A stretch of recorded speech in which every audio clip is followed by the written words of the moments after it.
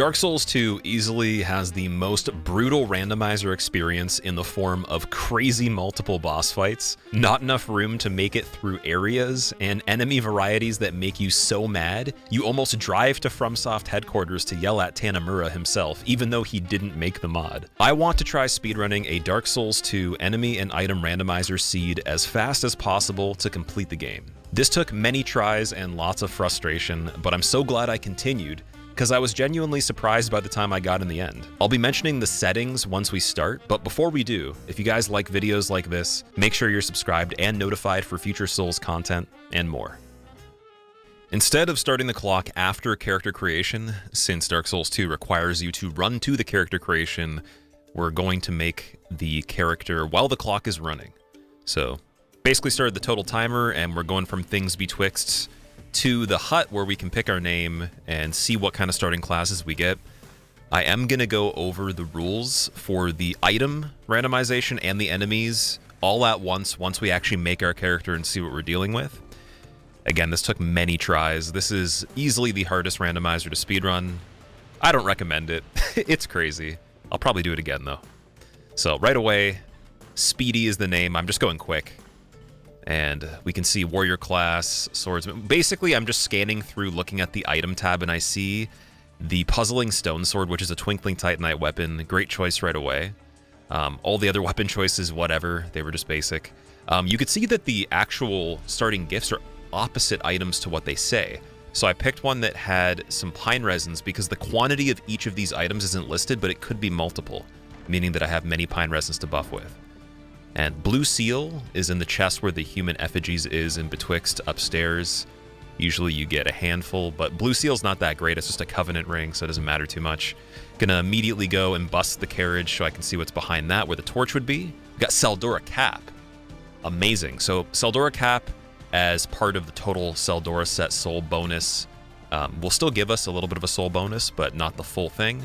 And right now I'm gonna go over the rules. So we have randomized enemies, we have right cheat sheet, which again, I'm not checking for these, that would completely defeat the purpose. I have remove invisible enemies, remove invaders, remove summons. Enemy scaling is turned on, which means the enemies are scaled per area. There's no wandering bosses, meaning I'm never going to run into a boss in the open, only in arenas. And then NPCs are randomized from their original character model, but they still technically have the same variety of item amount. Large deck shuffle, all the bosses are enabled. And we're going to go over items in a second. So just picking up some stuff here in the beginning. We got, let's see, early blacksmith, infuse weapons, unlock shop items, infinite shops, unlock strayed trades, unlock Ornifex trades, Malentia's life gems, meaning she actually carries life gems, which is pretty helpful because life gems are needed for this, and you're going to see why. Starting class options are randomized starting classes, two-handing weapons are enabled, range weapons catalysts, and randomizing starting gifts, with a 70% weight limit and no extra items added to the game whatsoever in the ID tab. Right away, we got the Bloodbite ring put on, I got some rusted coins, we got the Estus flask from Emerald Herald, which, if you don't get that in this, that's just kind of silly. It's super important, even though you could skip it and just run to the first boss right away and get that later. We're going to go and see what's over by the Champion Stone right here. So we got Boltstone and Ash Knuckle Ring. Not really that interesting unless I want to infuse a weapon later with the Lightning Gem, so not super important at all right now. And the way that I'm actually doing the logic of trying to loot is going to the tent right after I go to the blacksmith hut, and then I'm going straight down into where Dragon Rider would be. And following the Champion Stone, the tent area and everything, we'll go and open up where there would be Malin's shop, the Estus Shard in the well, and subsequent other items in Majula. Just because I feel like once we actually have the budget to check the shop and buy something right away if it is of interest, we don't waste time going back to them twice. So it's a little bit quicker. Gonna check the chest where the Crimson Parma would be normally. What do we got here? We got Old Pale Drake Soul. That's amazing. Old Pale Drake Soul is from Freya when you go on New Game Plus. So that's a big pop. You can see it's one of the orange souls. And right away, that's going to boost soul memory. So I'm going to talk about that a little bit later as it becomes more of interest, but we're moving pretty quick through everything. So I'll get there when I do. We got the Bracing Knuckle Ring too, so I have both knuckle rings right away. Interesting. And let's see what Hyde's Tower Flame has in store for us with our Puzzling Stone Sword, our Steel Parma, Trying to keep that low equip load so I can move fairly fast right now while it's still safe. Right away, we got the cursed Hollow Soldier looking red and everything. I did learn my lesson on some resets with Dragon Rider's equivalent boss, so I am going to hit the Hyde's Tower of Flame first bonfire, as I have died there before. It's just nice to have it. Check this item on the handrail, because it's pretty easy over here. Got the Iron Great Arrows, nice. Poison Spitter sucks. Poison ticks very fast in this game. Katarina Helm could be interesting later on, but otherwise just some armor pieces. Looks like we got a Magus, we got a Falconer, and we got Vengarl. Why couldn't his head just be an enemy, dude? He could just be like a head on the ground that can't do anything. These Vengarl bodies are actually really scary.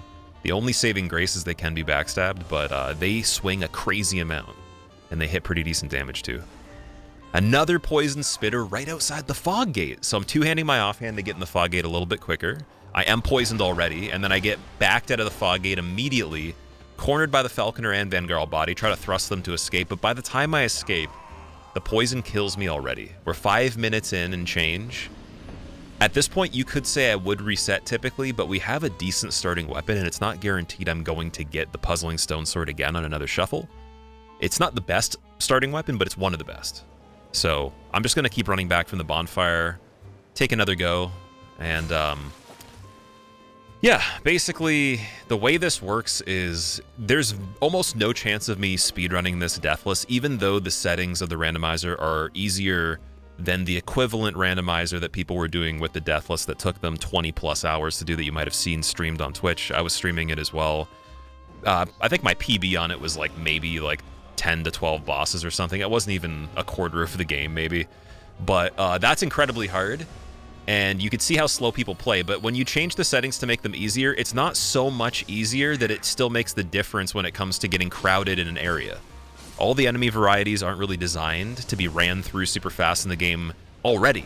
But then you have things like this, where, again, Vengarl's coming up on me on the chest right here, whereas a basic enemy might have been able to have a recovery long enough where I'm able to swerve around him and grab the item. Thankfully, that item is Soul of Sin, which is amazing. It's another DLC soul. Perfect. Gonna recover our souls, go back in the Fog Gate. Please don't get Poison Spit. Oh, too late. We're poisoned again. Amazing. And who do we got? We got Throne Defender. Interesting. So we're gonna see if we can swing him off the edge, as most bosses in this arena can fall off. There is no protective area keeping them in. And I keep going back to that corner with the life gem healing me to balance out the poison as it runs out. Get him to do the swing. He actually doesn't do a follow-up. He backsteps himself off the edge, which is amazing. So even better that I have the Seldora cap in the beginning right off that bat, just because it's going to boost the soul count just a tiny bit, and we're already well on our way to being able to progress the game. So Dragon Rider is really good to open up just for some initial souls. But if I want to go the route of killing all 4 Great Souls to open Shrine of Winter, I would need this path, or I'd have to go and do Ruin Sentinels, which is a triple boss fight. And on Randomizer, that's absolute insanity. There's literally no point of doing that at all till like pretty much close to the end of the game. Same with Gargoyles and all that. And no, we're not doing all bosses, but we're doing everything that I need to do to beat the game. So that might be more bosses than normal mandatory ones. It might be less. We're just going to see exactly how everything works out. Immediately killing Lycia, who was switched for the one Firekeeper with the spoon. And that's just for the Rotunda Lockstone, so I can get into Huntsman's if I want to go and do Skeleton Lords and then go all the way to Old Iron King and Iron Keep. But we'll see exactly how that works later. Just going to kill her because her inventory is not the greatest. Now we're making our way down to the Wharf. So I was talking about Soul Memory a little bit earlier. It's going to be the case that it's most likely we're not going to get as much Soul Memory as the base game, because if you consider... when I do hitless runs, deathless, whatever you want to call it, Malin's full armor plus Covetous Silver Serpent Ring that you get from Valentia, the +1 version, altogether gives you such a crazy bonus, and you're killing things so fast that within maybe an hour and a half or so, you already have hundreds and hundreds of thousands of souls. Now, the only thing that's really cool on this that's almost balancing out the run so far is I've picked up some boss souls that are huge, but if I don't keep doing that forever, which it's not likely that it's going to keep happening the whole time I'm playing, there's almost no chance I'm going to get 1,000,000 soul memory that quickly. And so there'll have to be another method we figure out how to do the soul memory. There is one in particular that does work, but it can be very slow. And I'm not going to talk about that just yet. There's many variations of it that I've come across while playing, so many so that there could be dozens of different versions of how we could actually achieve this, but geographically it's completely different. It depends on the area, the enemies that spawn in, their soul value, and if you've already played Randomizers quite a bit, you might know exactly what I'm talking about, but I'll get to that once it's relevant. Right now, we're just going to go and touch down Wharf Bonfire and go all the way back to Majula. So now that we actually have a little bit of a float of souls, little bit being an understatement, 93,000, crazy. Let's go open up Shalquire, see what she has in her inventory, and then we'll do a circle.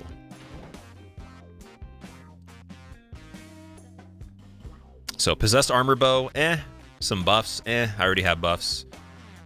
Arrows are pretty cool, and then we got Ivory King Mask. Doesn't really matter too much. Gonna hit the rock for the Estus Shard over here and see what we got in place. Saint's Hood. Again, I think you need some stats required to even be able to use that at full capacity, so not great considering the defense it gives you. We got Maulin. Let's see what his inventory is like. Some weapons that could be of use. Scorpion Stinger's looking pretty good. Red Iron Twin Blade, 100% looks amazing. Everything else is whatever. You could argue for Old Knight Hammer just because Raw Infusion goes pretty far on it and it can be buffed. But whatever.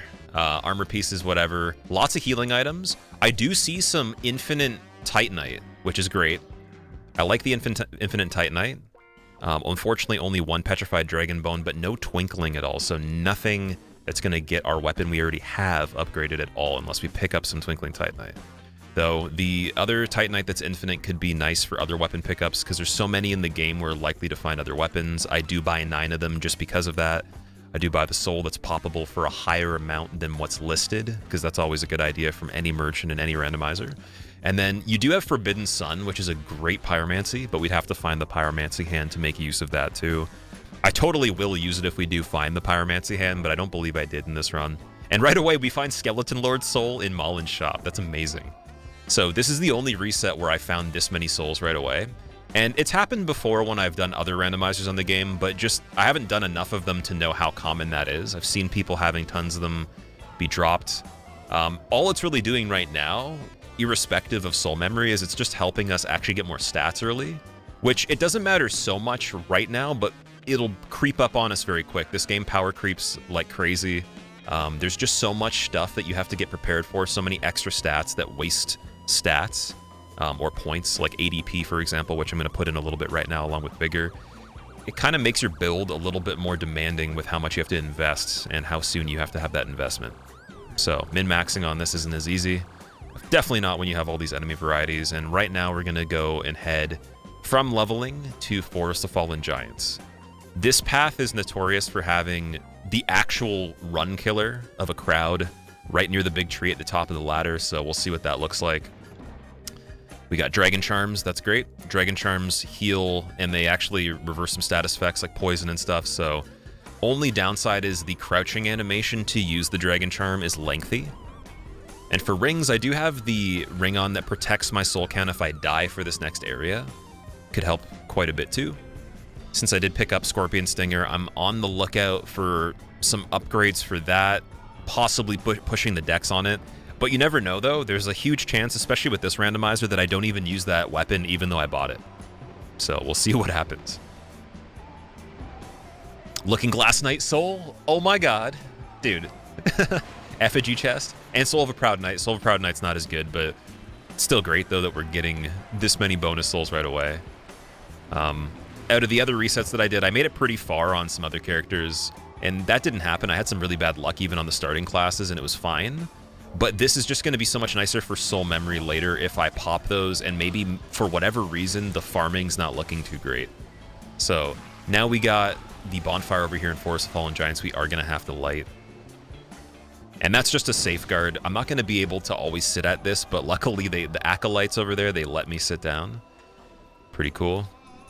And it's pretty chill run up to the ladder as well. So it looks like we got the Aldia's Beast experiment.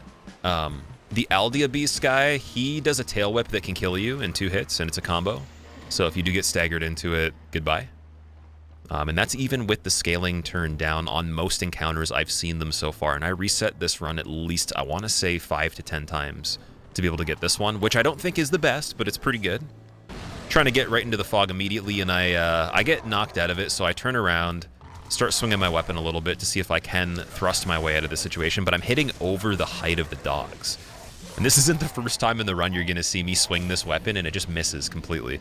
In fact, in this game in general, hit detection sucks. So the way that it works, if you haven't played Dark Souls 2, what you're used to watching other randomizers I've done, is that if you attack an enemy and then you try to attack again, but you're locked on and you've missed the first one, or maybe the trajectory is just a little bit off center of them, you can continuously keep swinging away from the target even if you're locked onto them. So it doesn't really matter. You have to directionally influence the attack by aiming it to make sure you hit the target much more than any other Souls game that exists. It's actually kind of stupid. But it's one of the beauties of the challenge of the mechanics of this, and it gets so frustrating that sometimes if you double attack, you're attacking in the wrong direction because you've already confirmed it previous to the swing that is the most recent, and then you have to actually wait to be able to readjust your angle again. So second attempt on the fog here. Not looking likely. There's so many items on the ground, I usually don't loot this area. But I'm thinking, you know what, if we're going to kill all these enemies, if we're going to try to make the door safe, since I do have some time on the clock that is not terrible, I might as well loot as well. So, running these guys around in a circle for a while. There's not much to explain here other than just watch out, and we'll knock them down and see what we got after that.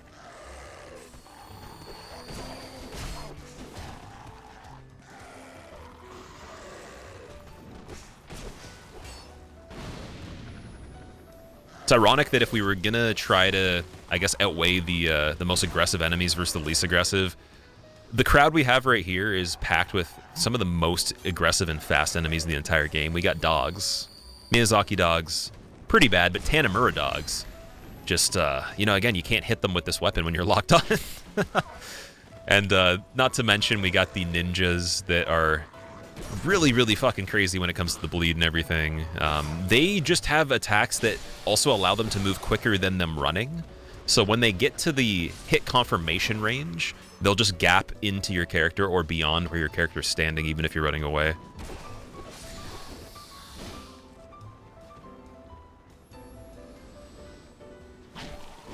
Okay, now we got the more chill crowd remaining, so just a crypt undead hollow. We got Aldia's beast guy. I don't know what his name is, so if you guys want to actually correct me on anything I'm saying wrong, in fact, anything I've mentioned so far that is incorrect or that you want to clarify just for people to understand better, you always just correct the mistakes I'm verbally making, because I might just forget something, I might understand something to a certain extent, but it's not really the whole nature.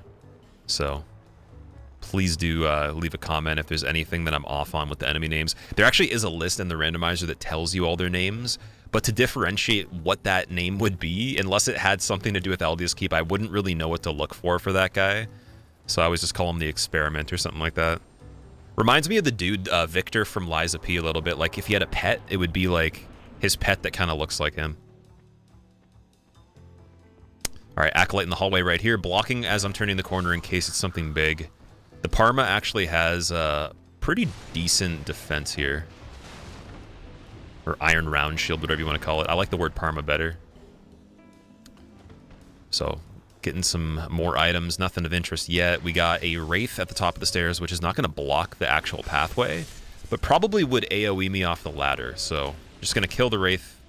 Nice and simple with scaling turned on. It makes it better in the early game. And then when you get to late game, it's pretty much the same thing as no scaling. It doesn't really change. The only thing that would make it harder would be the percentage scaling of HP and damage dealt with the enemies, which I have at 100% on this, as I was talking about in the beginning with the enemy settings, meaning that they do replace the total stats of the previous enemy to the best of their ability, with the soul scaling included. So I get less souls from everything that is hard early, but it hits less hard, and then everything later hits very hard, and it gives me more souls. So we get the Lenegrast Blacksmith Key, as well as the branch from Alentia to be able to unpetrify the statues. And I'm going to talk to her to see if I can get that ring, but she just gives me lacerating knives. The goober. The absolute goober. I wanted to get the ring. Come on.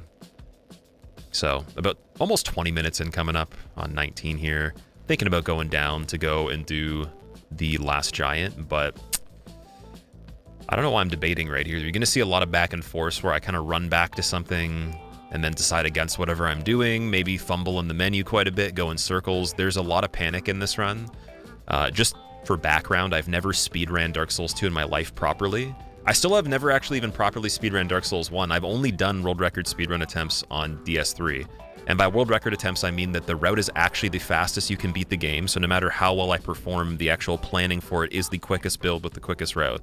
Never done that on this. I've only done challenge runs for speed, like the Steam refund run and stuff like that. That's very slow, so 2 hours to speedrun the game is incredibly slow when it comes to any percent. But when it comes to all bosses, if you could get a time closer to around that range, then you're really cooking. So we're going to try for something like that in the future.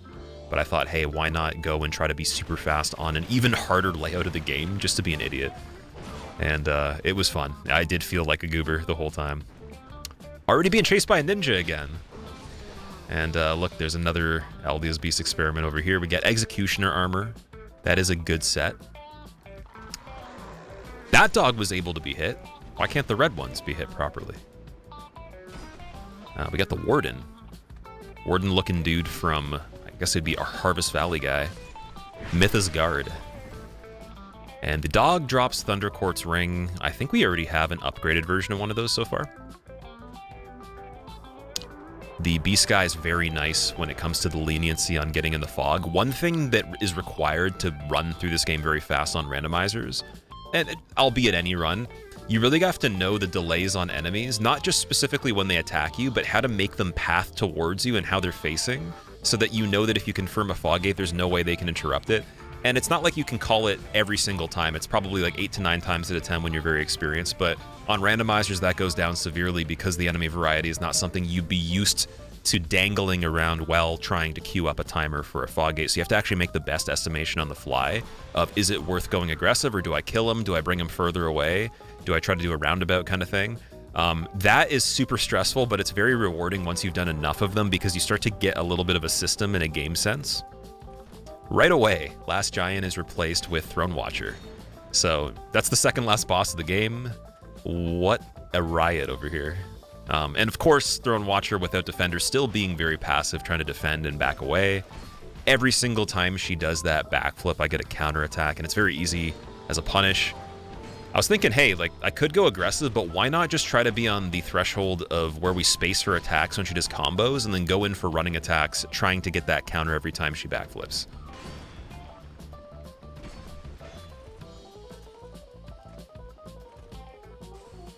So far, the damage dealt to isn't too bad. I'm thinking as soon as she buffs, it'll probably kick up a notch.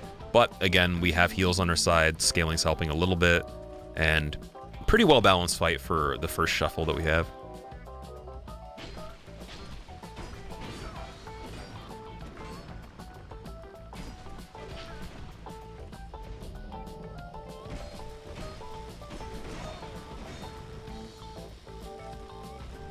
I love those backflips. Get stabbed in the... I don't even know what area that would be because I don't think there is any coconuts on Throne Watcher, so I'm just going to say the no-no. And yeah, we're going to keep going up the lift here and make our way back to what would be Pursuer typically. But because I have 46,000 souls, that gate that I opened before going down the lift is of interest. We can swing back to Majula, we can set up a little bit more. I could have gone to Malentia if I didn't have enough souls upon meeting her the first time to now try to purchase some things with the surplus we have. So it gives us a little bit more options. Always a nice thing to go and do. I could have just ran the Pursuer, but if I lose those souls though, the regrets are huge when it comes to build making this early and having tens of thousands.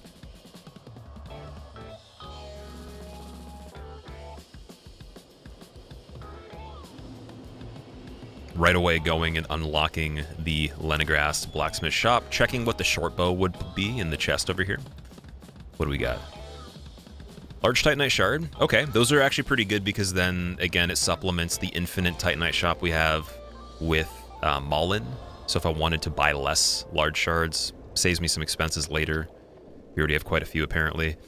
Not to say that we're going to use a regular Titanite weapon, but I have actually done that in this run before with the other resets. And we have Hunter's Black Bow, so that's regular Titanite. Not bad. Flynn's Ring was there. That's amazing. So grabbing Flynn's Ring and Hunter's Blackbow, 2 of the best items in the entire game. We have regular Titanite in a quantity of 3. Gonna grab those 2. And I could reinforce the Blackbow right away. I don't want to waste any early game souls right now where I can't use it, so that's my thought process exactly. Just run away.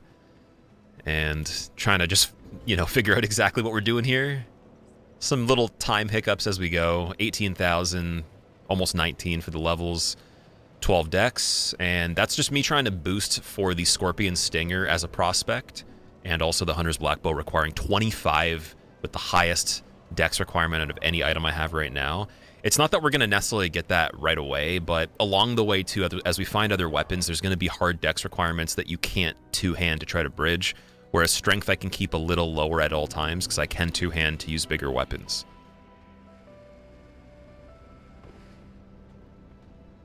Giant dude immediately just blocking right here. Who, like, where's that guy even from? I can't remember where he's from particularly. Kind of scary. Maybe Huntsman's? I can't remember. I think maybe Huntsman's, but it's hard to say. Looks like a Matador and a Giant combined. Oh, he might be from a Giant Memory, actually. Yeah. All right, Ninja down. Usually I try to run this whole section, no kills at all, but we're going to just gauge interest and see, is it worth it? We have a Wraith, so we have to take that Wraith out. It'll perpetually lock me out of the fog, and we have a Ninja, so that's a huge double down on killing right there. We got Washing Pole +1 on this little ledge that I used to separate the aggro so that the projectiles would hit the wall. Tried to get a plunge on the Hollow as he circled, but it didn't work. He's less interest, go for the Wraith. Hollow won't hit me, back to two-hand and through the fog gate, so we don't waste too much time here. And right away, we have Skeleton Lord by himself. Yeah, so with the way that I have all the settings, we're not going to get the full Skeleton Lords. That'd be a little bit too much to speedrun at this point. And yes, I'm going to kick the settings up. I'm going to do all these randomizers with way harder settings, way crazier stakes, possibly add in Fog, possibly add in Deathless and Speed at the same time. It'll happen one day, because they are really fun. They're some of my most favorite things to do. But for now, we're just starting off with a little bit of the more mild rule sets, because it is really freaking hard, man. You're going to see some amazing deaths where it's like, there's nothing I could have done even if I wanted to, and even though I know exactly what to do, you just get outplayed. There's no buttons, and there's no animation timers or ability for the build at any point with any item to get out of some of the situations we're going to encounter. And that was making me pretty happy to see with the settings the way they are, because I was thinking maybe it'd be too easy. No chance, though. No chance. If this was super easy, we would have finished it probably 45 minutes faster. So, Skeleton Lord's getting into the corner here. I'm trying to see if I can get him in front of the Ballista, because I did have success Ballista-ing some of the enemies in this arena as we were resetting. And it's really funny when you do, because it does so much damage. But knocking him into the corner, he wants to go right, I want him to go left. I'm just going to go with the flow and keep dealing damage to keep the timer going. And we'll see what happens.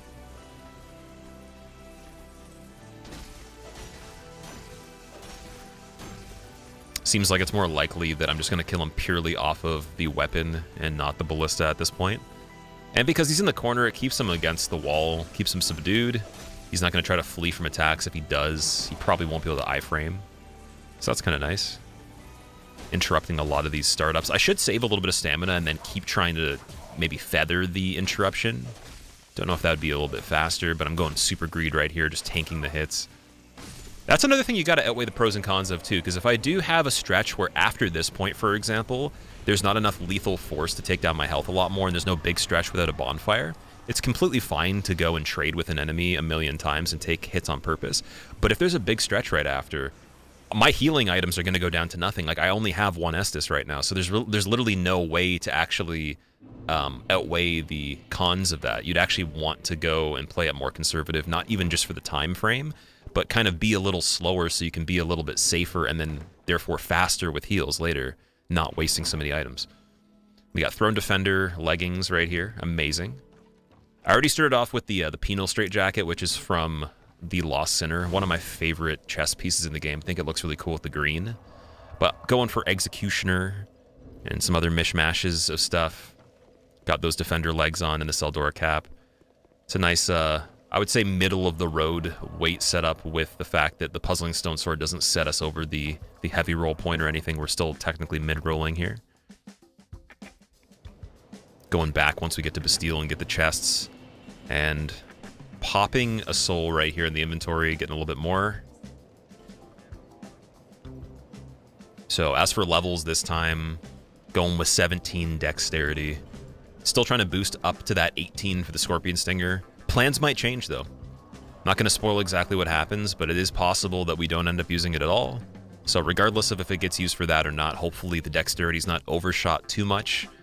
I'm thinking if I get some action at a Hunter's Blackbow, there's no way I could go wrong with specking, but like, again, when you do builds in this particular randomizer, you can waste stats completely, and it will be a drastic difference of time that you save depending on how you wasted those stats. Got a soul on the ledge, amazing. And then we're just gonna go and skip this room. I don't mind dark signing here. I only have 893 souls. We got that extra fragrant branch in case I want to go a route to do all great souls and I need those extra statues. And I kill myself on purpose right here just to save time. So we're at 30 minutes. The kill will actually be quicker than dark signing in the menu because I would probably get interrupted out of it by the missiles from the Lady Sorcerer. And as we respawn, we can just go run through Bastille right away again. One thing I experimented with was having the rule of invaders on versus invaders switched for enemies. And yeah, I think I opted to turn them off in the end. They don't pop up all the time though, so it'd basically be like you don't get Forlorn invasions. And it's extra insult to injury when you have a area like, for example, Brightstone Cove Seldora on the way to Freya has a room with 1,000,000 spiders. Those all get replaced with crazy strong enemies, guaranteed, because they have to be in a variety where some of them have to be strong, since a spider is one of the weakest in the game. So it's going to be harder every time, right? And then you add in Forlorn. It's not that Forlorn's really the problem or whatever it switches with. It's the fact that you can't Homeward Bone. So there's no way to actually speed up the actual speedrun portion of it that way. And you're forced into having to make strategies that don't make the game better in terms of your plays. They actually make it more constricted and less variety. So I was thinking to be more quick-witted and have more fun with the on-the-fly plays, you actually have to disable invaders so you can still have the flexibility, or you're never going to be able to actually solve the problem as quickly. So we kill that sorcerer right there. We make the barrel go down. Does it go boom?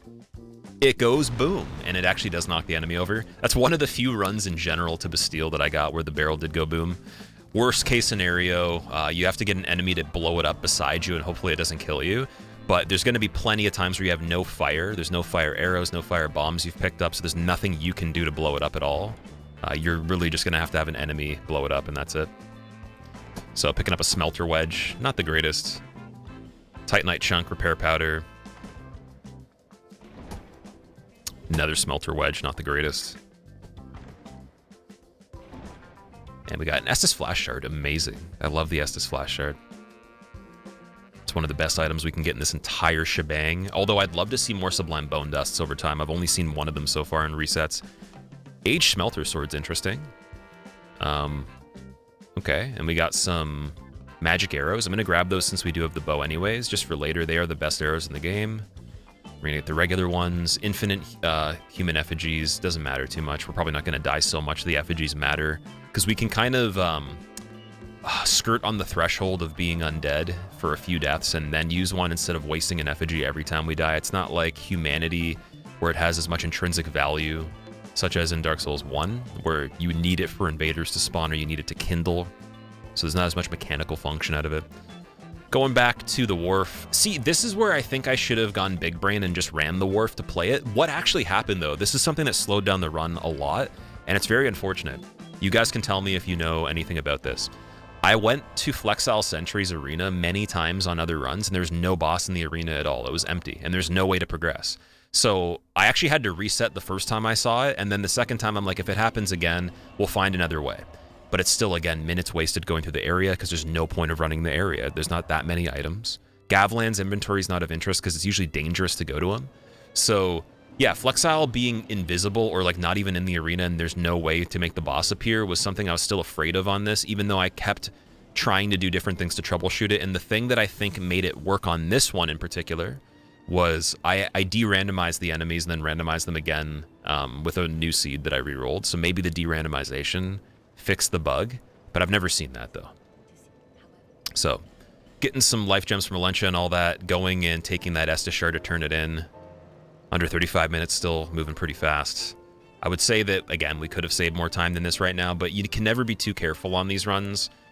Slow and steady literally does win the race. It sounds stupid, but like, you don't want to be super fast when it comes to items and glazing over them, but you also don't want to go out of your way to scavenge places that have a lot of items if you're not already going to run through there. So you'll see me pick up stuff along the way.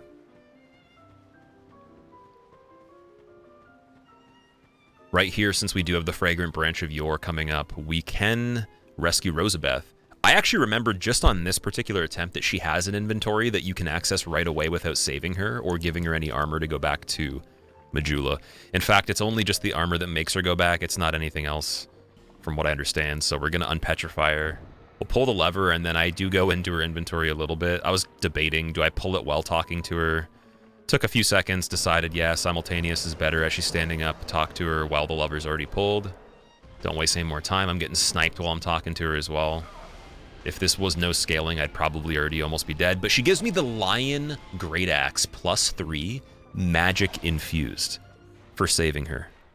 This is huge. This is one of the biggest plays of the game. Singer's dress and like one of the tiaras for the Sanctum people are in there. That's pretty cool. I really like that headdress. Looks wild. Makes you look like an alien or like a, you know, some sort of weird Halloween costume mismatch thing.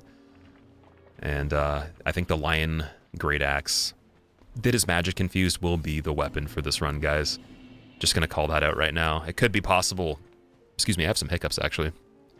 I'm not editing that out. Seems like it would be one of the weapons at the very least. I've never actually used this in my life when it came to playing PvE. I've only used it in PvP very sparingly because there's objectively better great axes in the game, especially for reach. And so it's going to be interesting. I know the moveset's pretty familiar. It's going to be like the rolling 360, the what you would call diagonal uppercuts for the two-hand, and then the wood-chopping one-hand attacks with an overhead attack as well that's somewhere mixed in there. But at the short range that it has, it's really got to deliver the power for me to be interested in it the whole time, since this is going to require a lot of precision with hitboxes and good reach when it comes to certain situations on enemies. And so now that we have the Fork in the Road bonfire with all our 3 paths for late game set up, let's go check Vengarl's head. Never checked him at all in the other attempts. I was just trying to be really quick. The main reason I don't care about checking him as much is he doesn't have a big pool of items that he contains. So no matter if you check an NPC or not, the ones that have the higher item quantities, because all shop items are unlocked, you might as well go to the ones that are high quantity. Way better chance that he has good stuff. He does have Sacred Oath. And I got Drakewing Ultra Greatsword. That's another amazing item. We do already have a Petrified Dragon Bone to be able to use on that. And even with minimal upgrades, Petrified Dragon Bone Path and Twinkling Titanite are king when it comes to these runs. You don't really find as much use from the regular Titanite unless you have the Unlimited in shops, which we're lucky enough to have from Mullen right now anyways. So because Magic Lion Great Axe is regular Titanite, we'll see if we can bridge the gap in the expenses of that while debating the Petrified Dragon Bone route or the Twinkling Titanite with the Scorpion Stinger.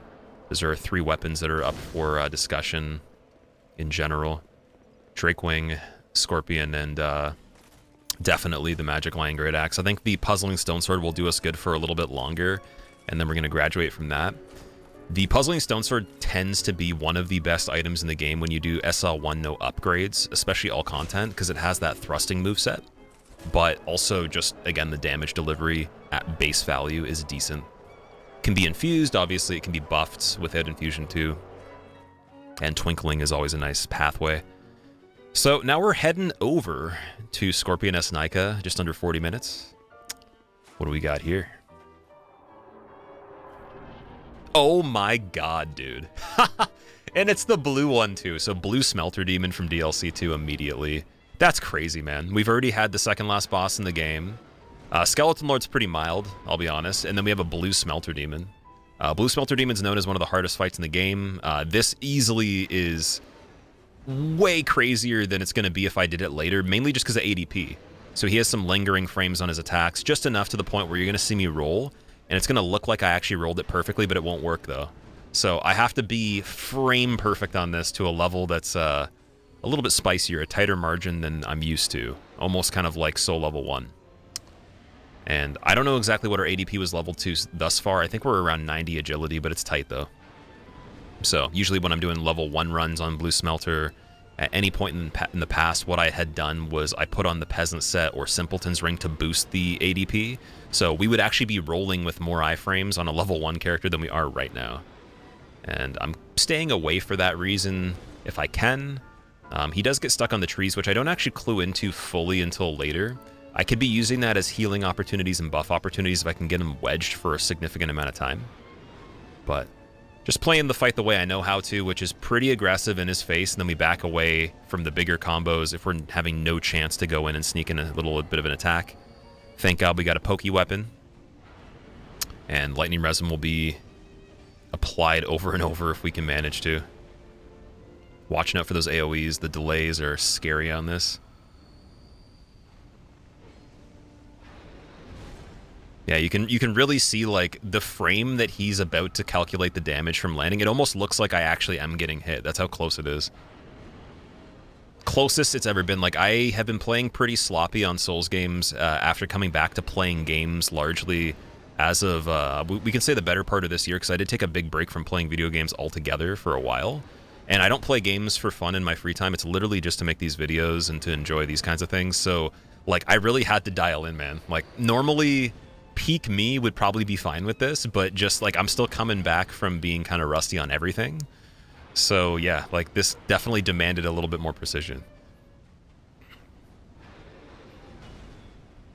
And I hate that overhead so much, dude. That is, like, one of the most loathed attacks of the entire game. I'm using life gems as life support right now. He's taken away almost all my health. That life gem's putting me back at like a micropixel of health as I'm trying to offset the damage it's doing. And hopefully the timer of the heal stretches far enough for the next attack to not one-shot me. As you see right there, it would have if I didn't double pop.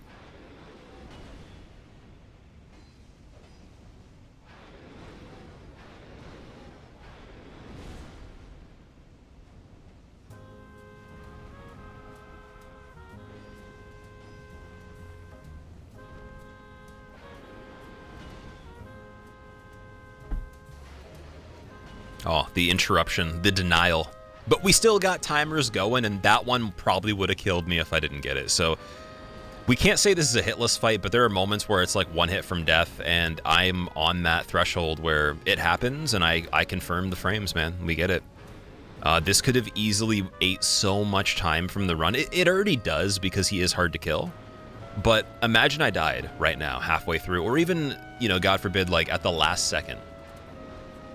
Such a crazy time waste on it. But again, I'm playing the best I can. I think I could have gotten a bit more aggressive. The only thing that would have really done me better is finding green blossoms and using those. Maybe going lighter equip load and just biting the bullet, being even more accurate with my rolls. If I felt confident enough for that, I would have gotten away with longer roll distance. Would have been able to at least recover my stamina faster enough to get one extra hit in here and there. But is it really worth it? Seems like this setup was good enough. Could have also traded the Iron Shield for better defense on my helmet, since the Seldora cap's not doing too much for me. I just like having it on to get the soul boost while I can constantly right now.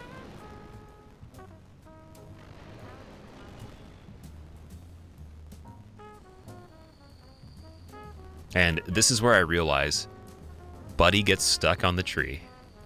Perfectly. It almost looks like he's giving the tree a hug. So I'm just going to take my sweet old time, getting my stuff together, rebuffing, making sure the health is full, of course, taking a nice breath, and yeah, now I can go back in and not have to worry too much. So if I ever get in a situation again and we can rotate him around that side of the tree, we know that's a guarantee.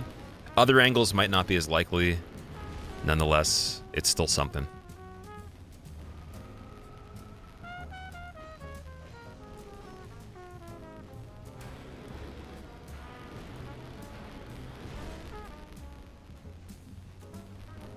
And he got staggered at the end. That's how many attacks it took the guy to get staggered. I'm surprised, man. Wow. And I didn't have Flynn's ring on, so this is another thing, too. I was very negligent when it came to checking rings, so much that I literally didn't put Flynn's ring on, and we've had it since the beginning. Since we got the blacksmith open, to be particular, so since Bastille. Ouch. Probably didn't affect too many basic enemy encounters, but still. So I've learned a lesson with Doors of Pharos. Not that we're going to go for Royal Rat Authority or its equivalent, but the bonfire that's very close to the staircase is a huge saving grace. I got knocked off of a cliff by an invisible enemy when I had those enabled previously, but then there was also one of the beasts that were experimented on in Aldea's right behind him. He almost killed me in the doorway too, and it made me realize no matter what appears up there, there are 3 encounters in particular that can end you very fast at that last walkway before the campsite, so there's no point of not getting the Doors of Pharos bonfire. The run back would literally be from the Shaded Woods, which is just nuts. That's all the way through Najka's Arena. Crazy. So I'm noticing that you can get some other stuff upgraded like the washing pole, but we got the Lion Great Axe to look at here. Look at this. Boom, boom, knock him down. +7 immediately. That's almost fully upgraded. Now, we don't have the stats to use it yet, but now I know I'm going to go with Strength and use it as soon as I can. We have the Giant Lord Soul. What does that give us exactly? That's only 25,000, not that much, but pretty good for life gems and such. And I'm going back through Malentia's inventory again. I don't know why I was bad at memorizing what she had. Maybe because it was such bad items that I was like, I deny these items. They don't stick out in my head. I do know there's healing varieties over here, and I also do know there's the Titanite still, so this was a good call to come over here and buy some Titanite chunks. I'll need those for later. Not trying to waste too much time, but 45 minutes on the clock so far, and we still have quite a lot to do. As you can see, a lot of this has been set up so far. So even though we're coming up on campsite, and we are 1 boss away from being able to attempt the first Great Soul, there's still 3 other Great Souls, or probably what would be, and I'm just spitballing here, I'm not 100% sure, but probably what would be over 800,000 soul memory we still have to gain. Next time I go to the character page that shows it, I'll check and see. What soul memory do we have? Does it say there? It does not yet. So we're leveling up a little bit more. And obviously back to Doors of Pharos, but I fumble. Yeah, so soul memory-wise, like, we're such a far gap away. It's like we need 4 times the amount of soul memory minimum, or 5 times probably right now. And that's like basically overshooting it. I think we're probably only around 150 to 160k maybe. Let's see. Oh, I check right here. Oh, sorry, we're 224. Sorry, because of all those extra poppables, the Giant Lord Soul we found right after put us over 200,000. So yeah, we're about, yeah, we need 4 times more at this point. That's exactly how much.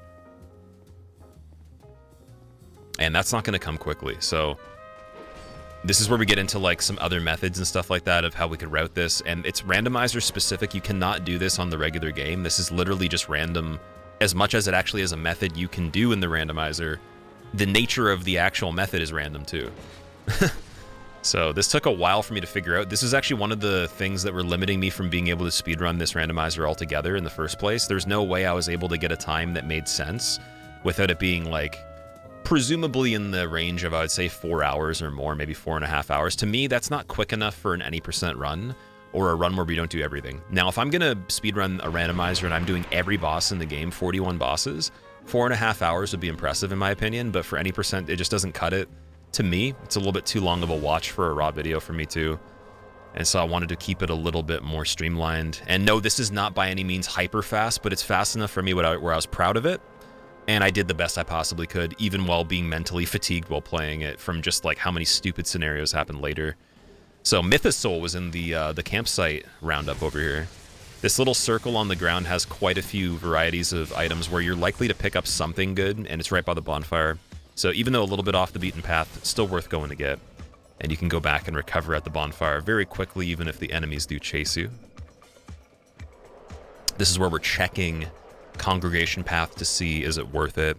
Is it not worth it? I started to kind of make these agreements with myself, these hard rules that are not written in stone. You might not even notice when I do these things, but I'll basically go into an area like this knowing there's a chance I can't get through it. Like, it's just going to take way too long to kill the enemies. So I'm going to test it, and I'll have a maximum amount of times I try to do methods that make sense. And if I can't get it right away without dying too much, then we're just not even going to go there till later. But even beyond that too, there's certain areas I kind of writ as off limits, or wrote as off limits once I went to them in this, upon realizing that the soul memory could be achieved in certain runs and stuff like that. So we'll see what that looks like later. But right now we got the grabby hands. We got 2 poison spitters I jump over, which is actually pretty crafty.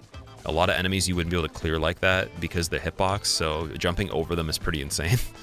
And then this is a possible door, but it's really unlikely though. So I see the problem is right there, I didn't pull the hippo as far away. If I pulled the hippo farther away and the Gurm Warrior kind of basically trotted along the path a bit, there'd be enough of a gap from his swing because he can't move fast that it would just be up to the Lois Knight being basically denied from his thrust and me swerving around him. And by the time he could turn around and do another attack as the fastest enemy, the hippo would be about to grab. I could get grabbed through the door, but the door would be open the next time, so I wouldn't have to worry about running back a second time and repeating the same thing.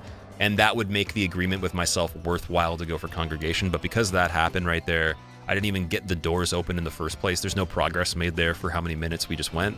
And so I go back to Majula again. I'm popping the Dark Lurker Soul that I picked up. And I'm popping the Mythosoul as well.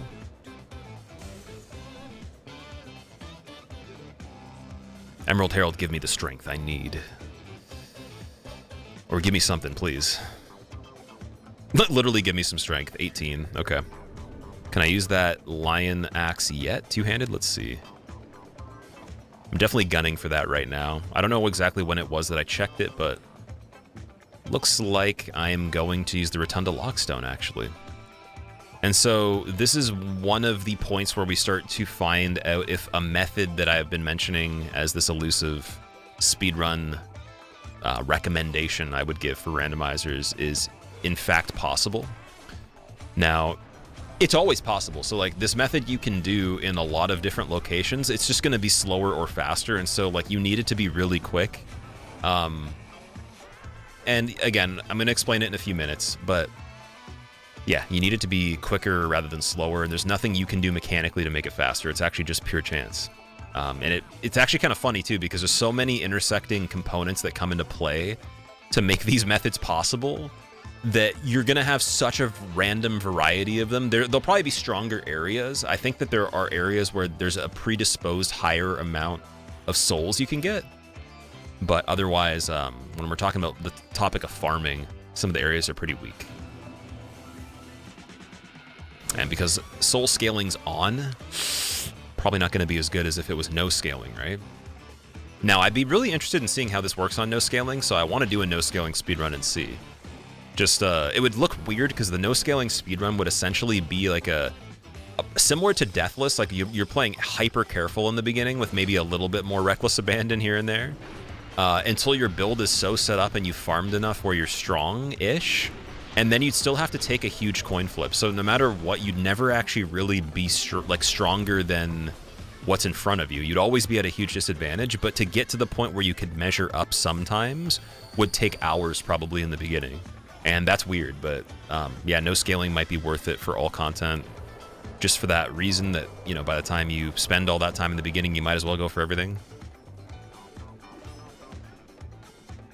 I got really lucky with that basic hollow in the door because Lois Knight behind me would have clapped me, and also his spawn-in time, because he has to come out of the actual Chaos Realm or whatever, it takes him a while to come into reality.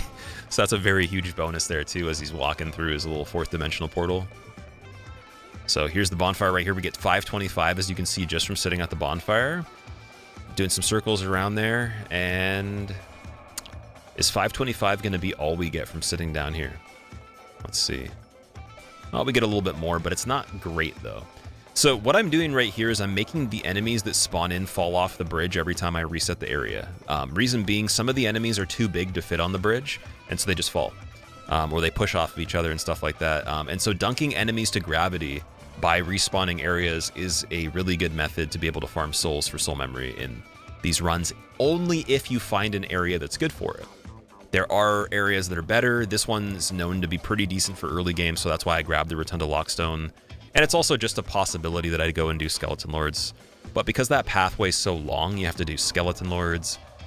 You got to go through Harvest Valley and do Covetous Demon. You got to go do Mytha. You got to do Smelter Demon. Dude, that's so many bosses just to get to the next Great Soul that there's no other Great Soul like it. Freya's got one boss in front of it, pretty much. If you count Najka, you could say two. But from the campsite, one boss for the area.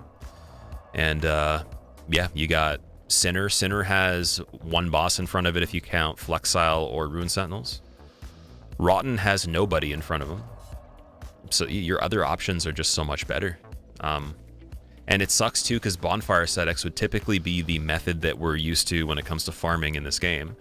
But those are randomized, so I don't have bonfire ascetics. And if I start with a bonfire ascetic, it's going to give me something else.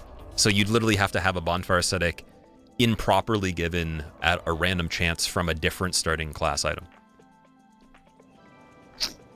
And believe me, I have had some resets where I've had 2 bonfire ascetics at a time and I've debated. Only thing I think it could actually really enhance is if I find an area where I'm done with the area and I want to do the bonfire farming, and let's say we're going to farm soul memory off it, we know that, we'll never play through it again, we could scale it to New Game Plus and beyond to maybe get a higher soul quantity per item, or enemy dunk, sorry, and maybe multiply it a little bit. But yeah, so basically we're going to have to find either all the great soul bosses, or we're going to have to find an area that's stronger for souls. There's another little trick that you can do that I'll explain once we get there as well, to solidify this method to make it more feasible, because obviously enemies die after a certain amount of times and all that. Right here, I'm just getting some extra early souls to be able to bridge gaps for other stuff for the build, but I'm also, again, thinking quite a bit right here, and it is wasting some time. If I went back and played this again now, you wouldn't even see this part. I would have just not even gotten the Rotunda Lockstone at all, actually. I would have read this differently, and you'll know in the end what I mean by that. But I do take a little bit of a run through Huntsman's, and I get killed immediately. That Warden just straight up Mortal Kombats me. And of course, even if he didn't, there would be the guy throwing Chaos Balls and the Possessed Armor above supporting with the Great Arrows if I got too out of hand. So, is it really worth it? I'm debating again. I'm definitely debating. And no, it doesn't seem like it's worth it. So, going back to campsite again, and you could say at this point you should have just stayed campsite. The strength was marginal that you increased to XYZ. But, yeah, getting through that door could be huge. And again, maybe in terms of how early on this is in me trying to do these runs, the ideas that transpire from me failing to do this a second time is the ticket of how I actually succeed. But there was a lot of question marks. I never had an actual plan for this in total because there's so many variables. And we're reaching the point where I'm starting to use the Lion Great Axe to destroy these enemies. It is doing decent damage, but as you can see with the Lois Knights, they're so strong because they're from the DLC fight that irrespective of scaling, dude, I'm hitting 544 on them and they're barely, like, excuse me, getting hiccups again. Oh man, they're hitting me so hard, they're making me burp, dude. Like, look at, they're burping me like a baby. Look how much health that guy has. Regular peasants would have gone down in one single attack. In fact, the single attack I did to them at 544 would have been enough to almost take out 2 enemies at the same time. You split it in half. So, regardless of scaling or not, these guys are tanky. And with another death racked up in the campsite, we're moving on to something else. Just under an hour still, starting to really feel the pressure of the time here. I went back to Copes again. I'm just double checking to see again, like, how many souls do I get in total? And there's no enemies falling off the bridge anymore, meaning that I think I farmed it dry. I'm pretty sure there's nothing left now.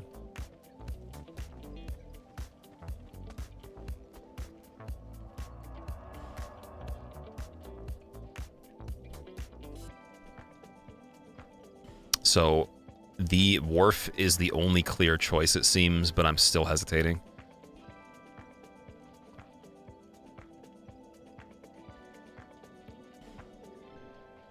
Come on, you could do it. Choose the wharf. Choose the wharf. There we go. We choose the wharf. And it's just because the fear of me going to Flexile Sentry and there being no boss there. That's really something that I'm worried about. It happened before many times, as I've mentioned earlier. But we're going to check and see if maybe de-randomizing the enemies before I actually did this particular attempt and then reshuffling again helped. Almost getting clocked on the Basilisk there. He would have probably knocked me off the edge if he went for a melee attack instead of doing his little curse spray. So now we're trying to go up the stairs, being very intelligent with how I swivel on these enemies because you never know what's going to happen on this part, obviously. But because the staircase is so dense, you usually can get killed by things you can't actually see because it's too dark. And if you're carrying a torch this area, cool. But if you don't have a torch, I mean, you might want to save it just in case. Got dinos from this first DLC already up here. They're something I have not seen yet at all until this particular seed of enemies. So on no other reset did they appear at all through quite a bit of the game. That is a completely new thing. But I will say, though, I haven't seen any reindeer. And the reindeer are the worst. Dinos are pretty bad. Reindeer are bad. The lava lizards are terrible. If you guys are familiar with Dark Souls 1 randomizers, you might know that the Elizabeth Mushroom and the Chain Prisoner are the two worst enemies for hitting damage on you and just really being really nasty with killing runs, you know, making it hard to escape with the Chain Prisoner's case. The equivalent of those, but much worse in every single way, is the dinos, the lizards, the reindeer. I guess the beasts from Eldia's, even though they're a little bit slower just because of their pure damage they do, is pretty bad. They're like the mushroom equivalent. So yeah, there's even more varieties of really, really hard-hitting enemies in this that have stupid, stupid wonky hitboxes. An actual decent variety of attacks, almost kind of like a mini-boss, to a higher quantity than DS1 in some cases. And they just physically block areas where you can't actually even access certain things. Look at that. Flexile Sentry's actually there this time. Nice. So we got Mytha. Pretty good boss to have in place of Flexile Sentry. A little bit harder. But one thing with Mytha that I've learned over time is you can space a lot of her attacks. It's a little tricky, but if she goes for the big thrusts with the windups like you see her doing in the beginning there, even if my stamina's out, you'll notice I'll be able to strafe some. So I'm always trying to stay biased to the right. And look at that. Just with that little bit of walk in the beginning, didn't even hit me, and I could roll after, but I didn't need to. Stagger her right before she's dead. Go for the big R2 to finish. And at an hour, we got Mytha, aka Flexile Sentry, which means that we do have the ability now to go all the way to what would technically be the Lost Sinner, or whatever replaces that. Pyromancer hand chest, let's see what we got. Drakekeeper's Ultra Greatsword +1. Not likely I'll be able to have the strength to be able to wield that anytime soon, since we already still are around the 20 range. And this needs 30 to even one-hand, which I definitely aim to get the 30 for the one-hand moveset. I think it's a little bit better for stamina. But not a huge likelihood we're going to be getting into the 40s and 50s and all that with the ultras.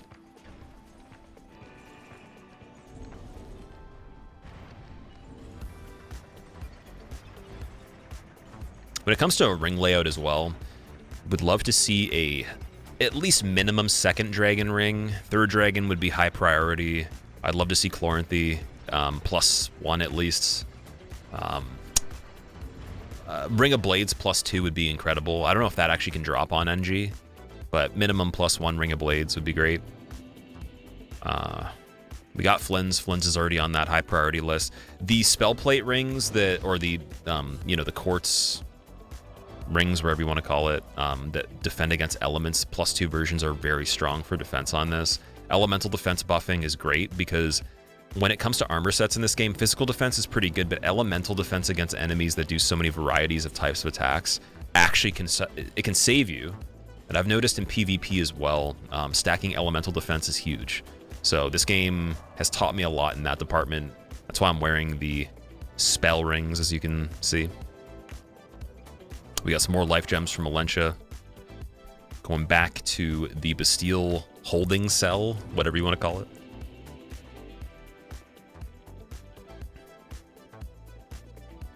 And the tower where you go across the bridge for Sinners right on the right of us right here. But to get to it, we're going to have to go through the cage system and go underground a little bit. Or at least down below where this building is. So dropping down here, we're going to break the wall and then just try to make a break for the room with the cage. Not even interested in what's in the corner there unless it's going to chase me, which it didn't. Looks like a Lady of Sorcerer. It's fine. We got a frozen Sanctum Knight looking dude, or Ilium Lois Knight. Get to the ladder. Classic situation where the dog bites me on the ladder, but I have enough stamina, so I'm good. Regular Sanctum Knight right there. Don't need to worry about him. Who's dropping from the ceiling this time? We got another Sanctum Knight. I do want to check the chest, though, so I'm going to kill this Sanctum Knight. And he gets one shot. Beautiful. It's funny how much more HP those Lois Knights had than him. It took them like 4 times the amount of time to die. But speaking of the quartz rings that defend against spells, we got the best version of the Dark ring. Dark Quartz +3. It's great. Now, anytime I get hit with dark magic, if I have that on, it will decrease the amount of impact of it a decent amount. Lightning Clutch Ring, ironically, we pick up, but we already have those, so it's fine. It's mainly just the Spell in the Dark one that I'm more interested in. Like, if you think about it, what has lightning that's really that big of a deal? Unless I'm mistaken and the reindeer lightning counts as pure lightning and not magic, which is a possibility. Then maybe I'd be a little bit more worried, because they are one of the... I think they are the hardest enemy, actually, in the randomizer. You can't really escape them, and they do aggro you from a range that has nothing to do with seeing you, really.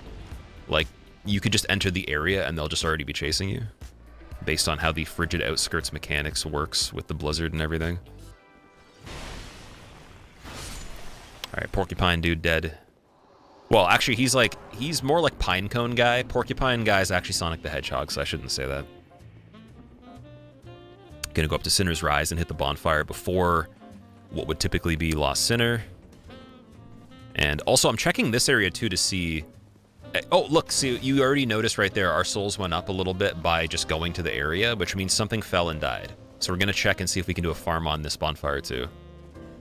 So 9,500, what does it go up to? 1240 is dropped. I wait a little bit. Is there more?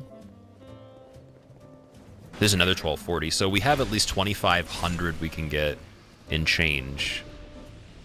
About 2,580 every single cycle of the bonfire, but we're gonna have to wait at least 5 seconds for that cycle to play out instead of just like mega spamming the sit down. A little bit too slow, in my opinion, for speed farming.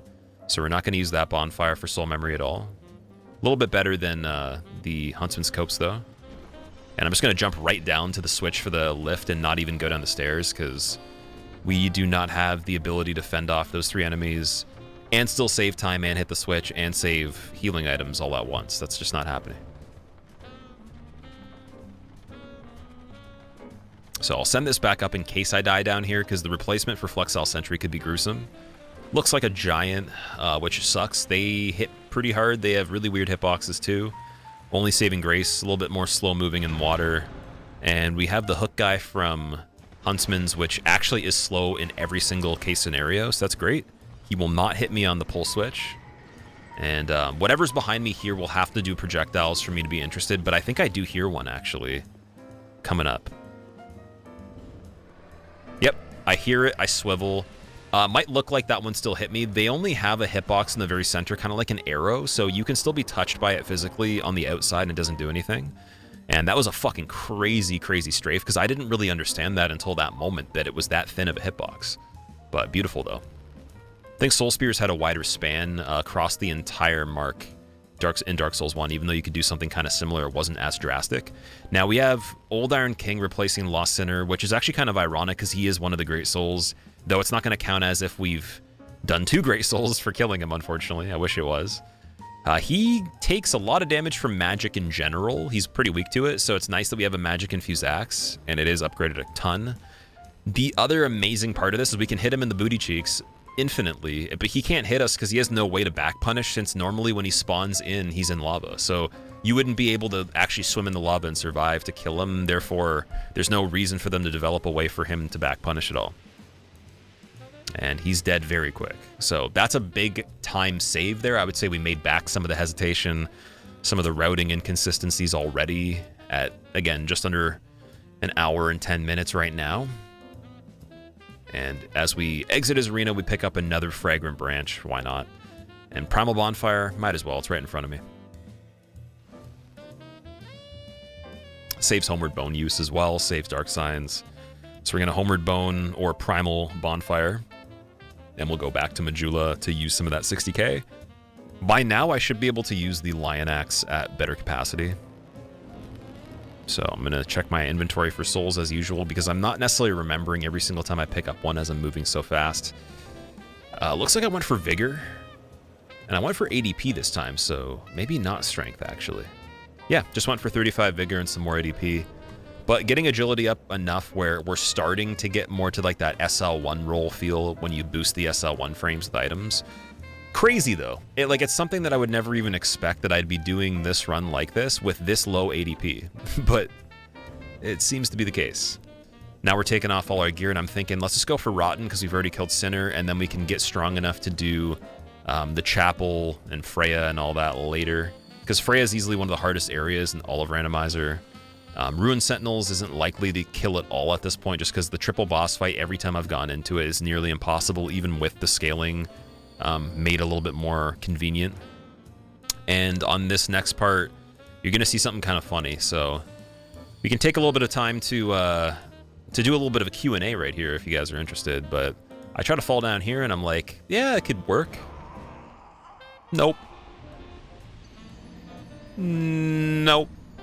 No chance. It's like maybe 5% off the health you need to survive there.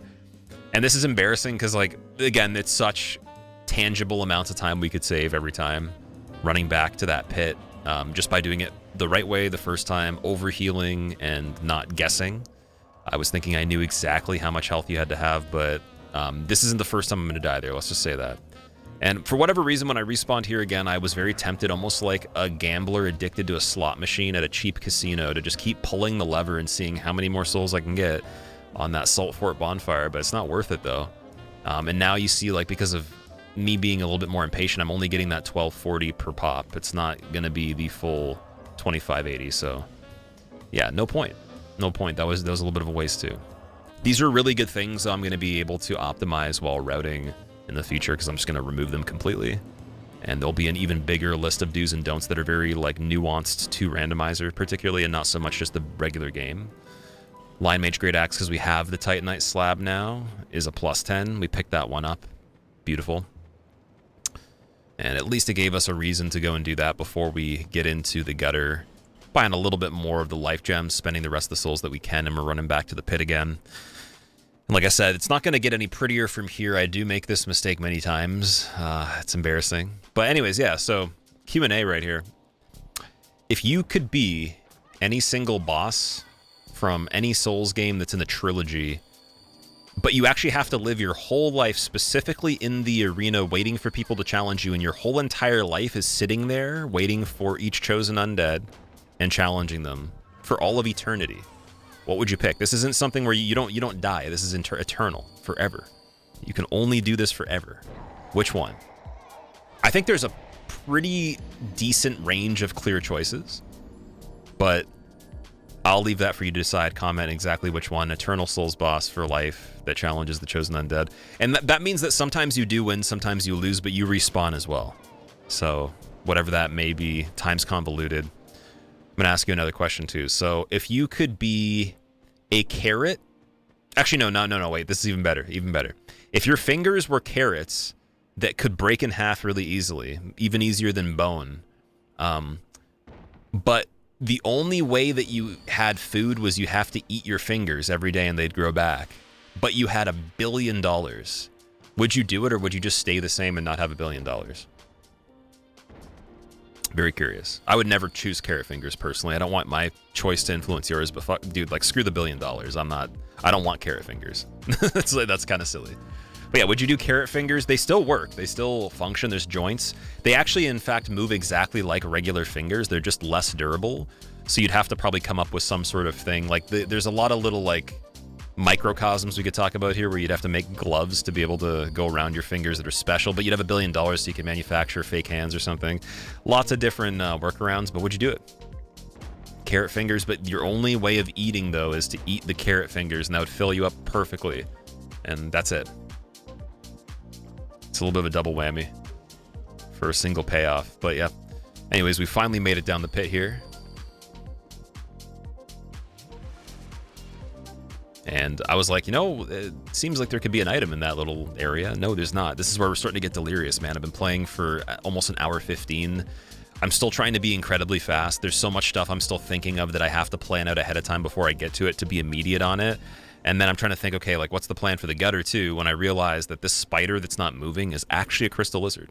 So it's kind of funny because its default spot, I guess because it's a spider, doesn't allow it to move and fall through the bridge. Weird.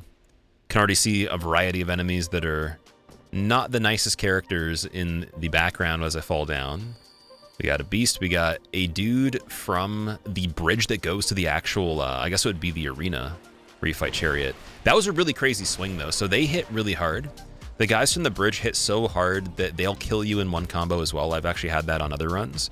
And since I learned that, I was like, okay, I got to be really preemptive on them. I got to be fast. And I swung ahead of time, and he ran into my swing, which is amazing.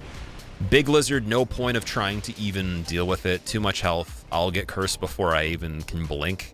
So luckily we used the lift up of its head in the recovery to go around its whole body in that cave. Otherwise it would have been a blockade, and I accidentally recovery roll, but the little bit of life gem recovery that's still going from before saves my life. And I'm freaking out at this point. Absolutely freaking out. I'm like, I don't want to go and do that whole pit another time when I've already died. Let's just call it even and just say we continue. Basically trying to destroy the poison spitters here, but it doesn't really matter. I could just run through anyways. That might have stopped me from being poisoned, but like, look at it this way, the bonfire is right there. I drop down, and then all of a sudden, look at the soul counter. 22,663. I sit down, get ready to run through.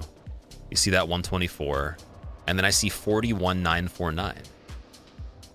But it's already too late. I already went to Majula as I realized this. I did the prompt, but I see the soul count so high right around this point. It's 61,235. So it went from 22,000 to 61 within like seconds, basically. Maybe we'll say 10 to 15. 40 vigor, and I'm going for more ADP as well. I spend that immediately, but as I'm thinking, I'm like, okay, I got to go back there and use that as a soul farm. The reason Gutter's probably a stronger area for soul farming in general, no matter which randomizer seed you're on, is likely that there's so many enemies that spawn in that one zone that can all fall. And a lot of them are just going to be in open space. So this is a surefire bet that I am using this to get my soul memory. And so the route is actually kind of being predetermined right here. We're not going to go for another Great Soul. The Rotten's not worth it because the time it would take for me to run to him.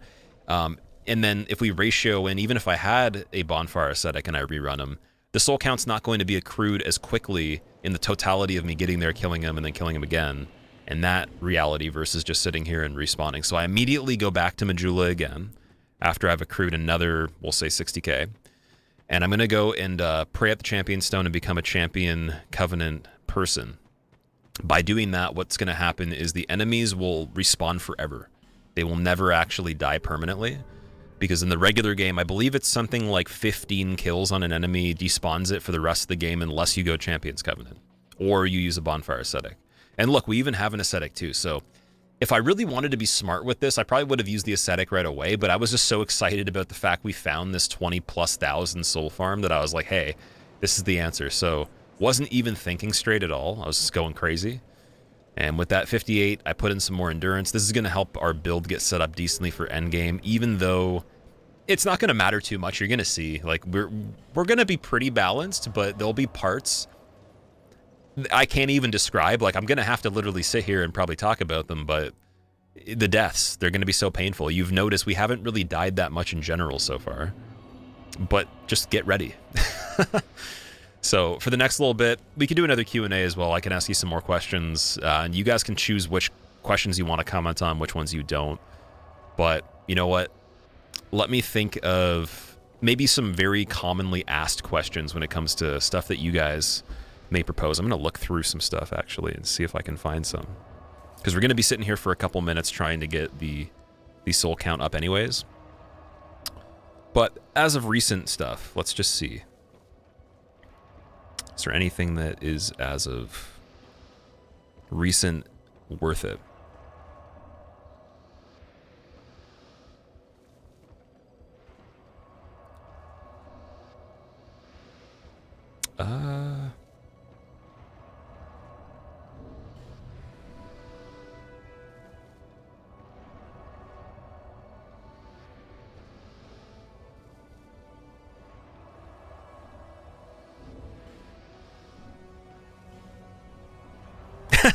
This is a funny one. You coward killed Bone Wheels with fire bombs from a safe distance.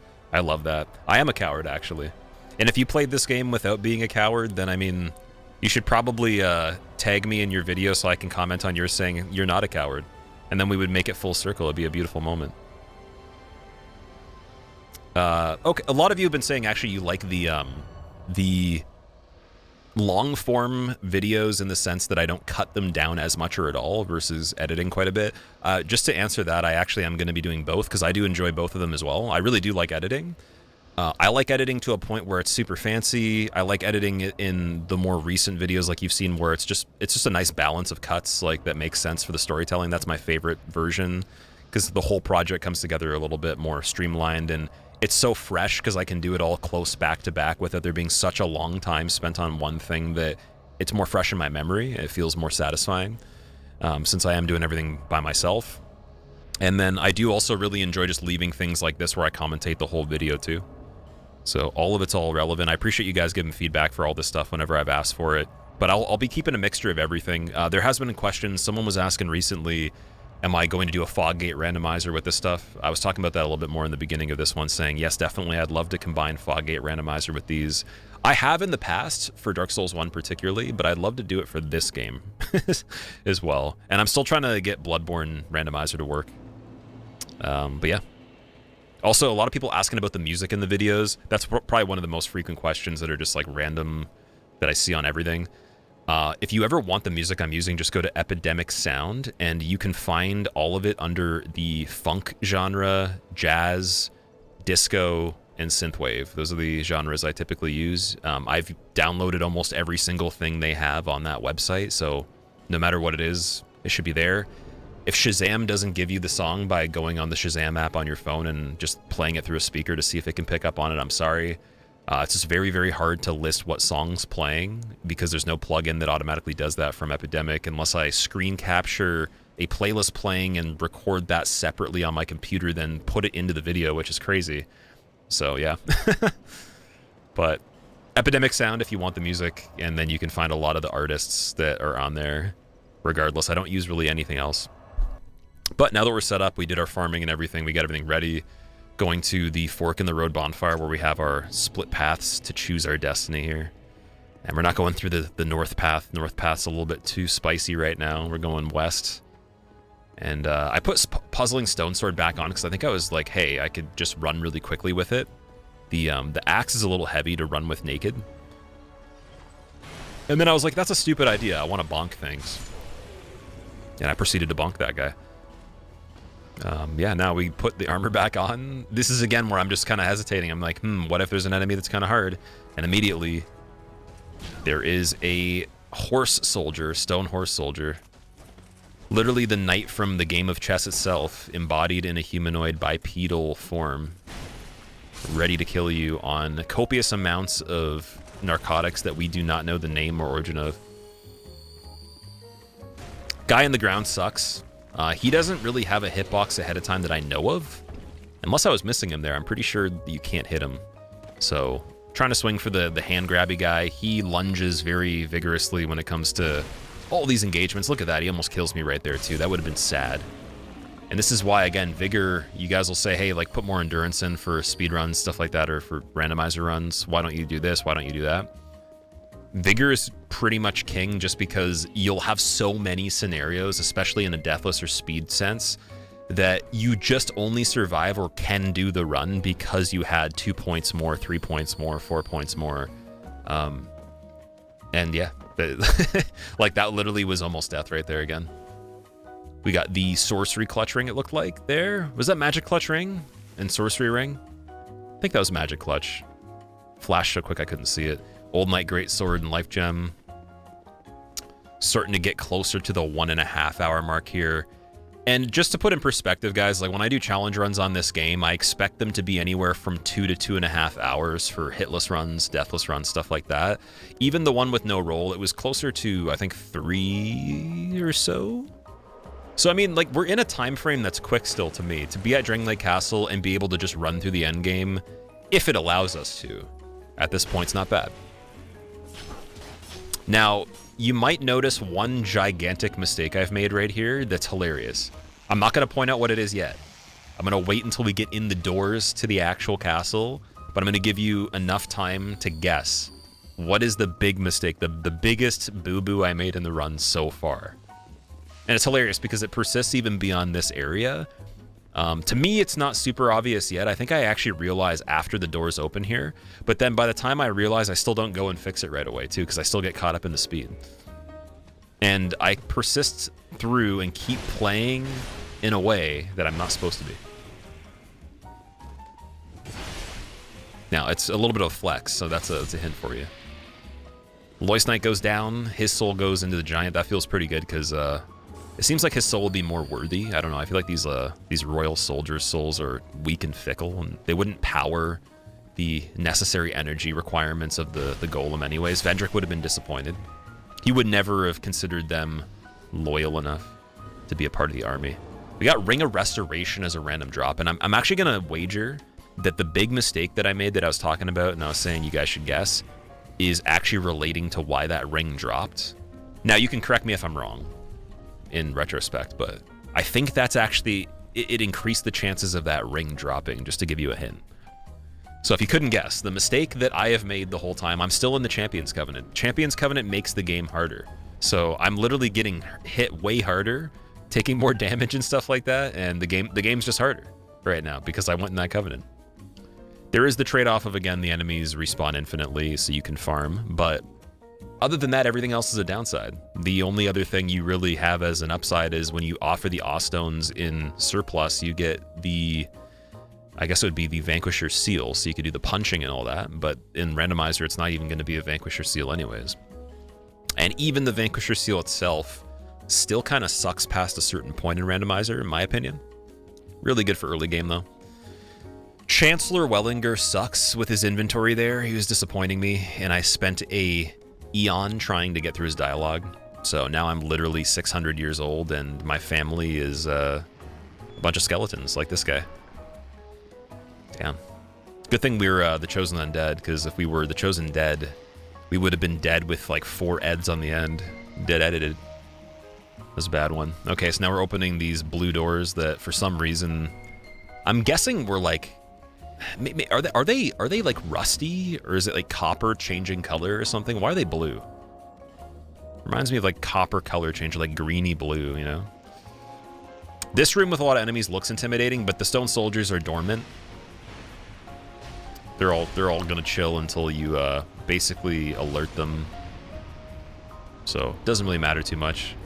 That door opens. The ones that were activated, pretty easy to kill before they can actually do anything. And I don't know why I grabbed the frozen flower, but I did. Say frozen flower 20 times in 10 seconds. Frozen flower, frozen flower, blah, blah, blah, blah, blah, blah. Frozen flower, frozen flower, frozen flower, frozen flower. That's really hard. Damn. So again, no Forlorn invasions on this part. Makes it way nicer to go through this door and not have to worry about him actually like just gatekeeping you, stopping you from getting the bonfire safely. And we are coming up on our first double fight.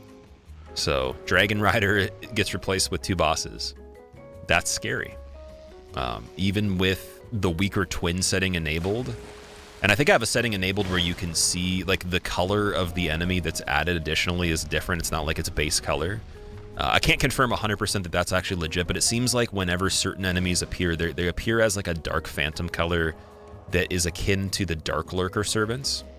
So you tell me if that's a setting in Randomizer or they're actually just baked into the Randomizer to appear with that look by default. Not sure. And with that bonfire secured just for an extra backup in case I do die, let's go check out what Dark Lurker, or not Dark Lurker, sorry, what Dragon Riders are like. I wish you could take a peek in on the inside from where Nishandra's throne is. Oh my god, dude. Okay, we got Flexile Sentry starting off with the Curved Sword side and Ava King's Pet. So a DLC boss and a boss that normally isn't that bad, but it's the worst side of the moveset that's bombarding us. So right away, I'm thinking, okay, I'm probably dead. So let's just heal and think about what we can do in case we have to die and come back next time. Thank God I got the bonfire, but I take a swing, and again, Dragon Rider, the twin that shoots the arrows, is weak typically. The damage I'm doing with this axe checks out. It is pretty much equivalent of what you'd be doing on the regular game to him, so like that makes me feel a little bit better. I know I only need to deliver a few more attacks to Ava to take him down, so I can fight Flexile, but no chance I'm taking out Flexile first. Ava's missiles are coming in through here. I'm trying to make good strafes, not get attacked by the pouncing too much, because that's where I would get caught in a double pinch, and the knockback from that would basically end up with Flexile chopping me into pieces like Fruit Ninja right after, so we don't want that. And in this corner too, there's no point of progressing any kind of attacks or combos on my own behalf. I want open runways where I can have a straight path to run away or be on the backside of Ava. Even that corner with the recovery there as her head was tilted away was nice. And then the body fade away and the residual hitbox seemed to block Flexile enough. A little bit of a body blockade. Oh man, that's another tongue twister. Body blockade. I remembered from a couple other people playing Dark Souls 2 and me watching them before that you can actually just strafe the pins by walking right to left on this. Decided to try it just to show you guys. Really cool if you're playing the game yourself and you want to not use much stamina at all. Save it for a big combo right after or whatever. And hey, if you're playing 1 stamina, 1 HP, which we will be doing on this game, don't worry, it's coming. I have everything set up for it. That would be probably a good method too. If you got in his face, you'd be forced to have to do that, or you would die.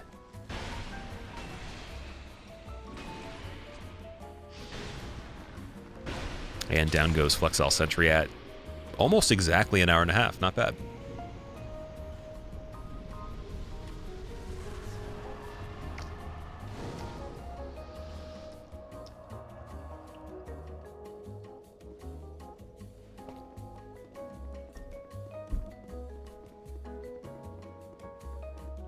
So the next mission that we have to go on is activating the final golem of the kingdom. The final golem that King Vendrick appointed to be able to lock away all the secrets. And then we got to kill a security guard. So the mannequins are no longer here to be seen. The lore was that they went to McDonald's and they ate the food and they just passed away because the food was too toxic, unfortunately. It had too much toxic buildup in it. They didn't have any blooming purple moss clumps because they were born in a time frame where purple moss clumps that were blooming were actually extinct, and they couldn't get a refund. So unfortunately, they went bankrupt and also died from toxicity. And then System of a Down tried to do their final tour and play that as a tribute to the mannequins that paid with their life for fast food. And in the meantime, while this was all happening, I decided to take down the falconer over here that he had no bird. His bird flew away. It was delivering messages to Harry Potter in the meantime. This is all adjacent timelines, by the way. Ooh, I got his toe actually with the overhead. That seems like it would never come back. Even, you know, like if you have limbs cut off, like you could technically save them. Like a finger could be severed and then you could put it back on. Not to be too grim or anything, but like literally that toe being chopped off would be chopped down the middle. So I don't think you would be able to split it vertically and ever have it come back. But he put up a good fight despite that. I am impressed still. Homeward boning out after the golem does do the twisty thing with the little contraption. I don't like to let him activate and then leave too soon. I want to see him move first because I've had it where I homeward bone very quickly and it doesn't work. That would be really bad. Climbing that ladder sucks already. Character's hands probably have so many calluses and bruises on them. Give the guy a break at least. He's been swinging around a giant axe for the whole entire back end of the run so far. And I'm going back to the Champion's Covenant Stone now, finally, after killing all those enemies in the castle with greater virtues in mind to lower my rank back to a plebeian. And I can rest assured that nothing will be doing too much damage to me. I can't complain. I can't point fingers anymore. And I try to go back to the statue to take away the Covenant status, but it doesn't work because I forgot that Shalquire is the NPC that makes you abandon the Covenant. Thought I'd be crafty by trying to talk to her through the wall, but she's not actually on the table right now out of all the spots that she can spawn. So, oh, actually, no, she is. She is, never mind. But, ironically, she's the dude that sits on the stone, so I wonder if you can't talk to his butt through the wall because he's facing the other way. The defense ring soldier's butt does not count as a merchant. We're just gonna have to keep that as, like, the law of this run. Soldier butt doesn't count as merchant. Wow, okay. Well, it's impressive that he was doing a wall sit for so long that his quads didn't burn out, because that armor's pretty heavy. I suspect at least 100 pounds. Man's fucking legs are probably on fire. Alright, now we're gonna go and actually be able to activate the big lift for Looking Glass. It's the final section of waiting for an eternity for what seems like almost nothing. I really hope Looking Glass Knight's a cool boss. I really do. Actually, now that I say that, there is something I remembered that's really funny about it. Stay tuned. You will not be disappointed on that one. Looking through the items, I was actually still contemplating that dragon scales for the dragon sword might be something that we could do, but in this game, if you remember correctly for Dark Souls 2, or maybe, again, you played it a lot, you'll know that dragon scales don't actually upgrade dragon weapons. It's still petrified dragon bones like a lot of other specials, and that kind of sucks. So it's only an offering to the Covenant, and it kind of makes sense of why the quantity on the stacks that I was finding was so high, like 5 at a time. Otherwise, that would be broken. I'd probably already have like a +3 Black Dragon Greatsword. That weapon does have great range. I would say it has a pretty good thrust attack as well, and it can be buffed. So I would definitely have to pull the broken card on that one. But I was really hoping in the beginning that would be something. And now we're making up to the room where the key to the embedded guy is, which I think he actually just got way too into Slipknot and tried to make an album cover to send in as a fan that they might use for their next album, and he got stuck on the wall, and now he's just there for an eternity. Because he didn't even realize he did some sort of black magic seance and eternalized himself into the chains and the barbed wire. All right, we got human effigy over here outside the key to King's Passage. Haven't been using too many of those. Ashen Warrior Sword and Bonfire Ascetic. So the Ashen Warrior Sword, from what I understand, it's from the Ashen guys that have the great bows and all that in the DLC. And it has a bleed effect on it or something. It's like a bleed greatsword, sort of like a flamberge. I'm pretty sure. Kind of stupid. I mean, it looks cool, but like I'm pretty sure it's a bad weapon. So yeah, no need to do that. And we do in fact have the lightning and magic clutch rings. So if I use a weapon that's infused with either, it's going to boost it by, I think it's like about 50 damage or so. Not bad. I will have to unfortunately suffer taking more damage from using that. And I'm not sure if I want to live up to the legend of the clutch ring warrior at the moment right now. I'm not that brave. So let's see, we got Demon of Song. Oh boy, I try to go for that early hit too, which does not work out too well. Trying to make some space. Already jumping on the pillars, cheating. That doesn't look comfortable. She's gonna have to move. I'm calling it. Ah, I knew it, see. Can't stay on the pillars for too long when they're up your bum. That's just not, it's not gonna happen. It's not healthy. All right, we got 539 on the attack there. That's pretty crazy damage, but again, just not a big chunk of damage to be taken. Not a lot of DPS. I would be expecting a little bit more right now because we have a maxed out weapon. It's +10. But maybe Demon of Song is a little bit more resistant to magic. I'm not sure. I've never really tried it on her. Go back to the one-hand slashes. I can crank in 3 and still have enough stamina to roll away. And then she's just like, peace! And she KOs herself by jumping over the wall.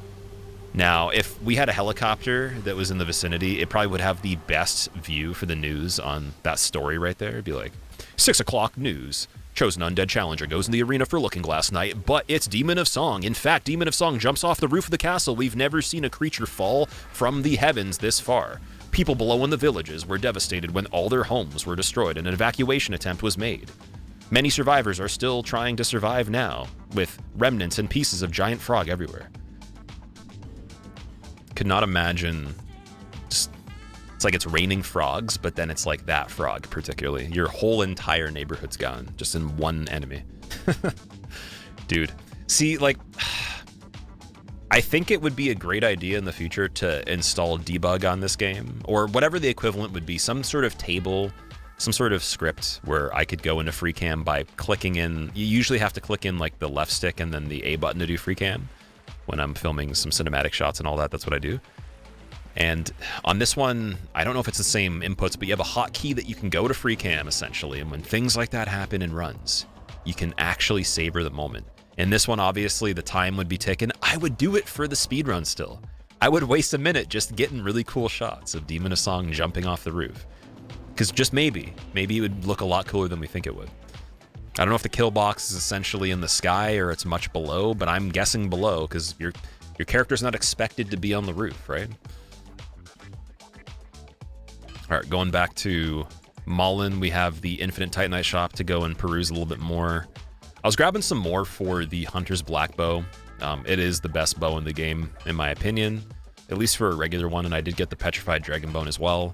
Looking at some of the healing items, Divine Blessings, always good. And we got the Crimson Heals. We got some more regular Titanite shards that are overpriced, but he was kind of upselling me on them. It was that convenience thing where it's like, You know, I'm at the convenience store and there is a drink here that's probably $1 more than if I go to Walmart and buy like a 20 pack of the drink. And it's like, I'm just going to buy the drink because I'm already getting gas. Or it's like, I'm just going to buy the gum because I'm already getting a drink. Or it's like, I'm going to use the washroom even though someone's in it and I'm going to have to wait 15 minutes because I have to go to the washroom even though I could go to a different store that's across the street and only use 10 cents of gas. All these trade-offs, man. Real life really does trickle into the games when you have the thought processes. Your neurological pathways create similar contingencies, we'll say. So for Shrine of Amana, this is easily the worst area in the entire game. There is nothing that compares to it. It's just a different game altogether. Scaling or not does not matter. We're so far in the game that it really doesn't at this point. Everything's hard in this area. So you could argue scaling would be measurably different, but not to the margin that it would have even been close as in the beginning. So trying to skirt the right side of the hut here, and I did avoid the curse jar. That mage is going to rebound off the building too, so in the long distance there's not going to be any of those like slow magic castings at all that I have to worry about, which is great. We do have a lot of hooligans over here, but nothing that looks too bad yet.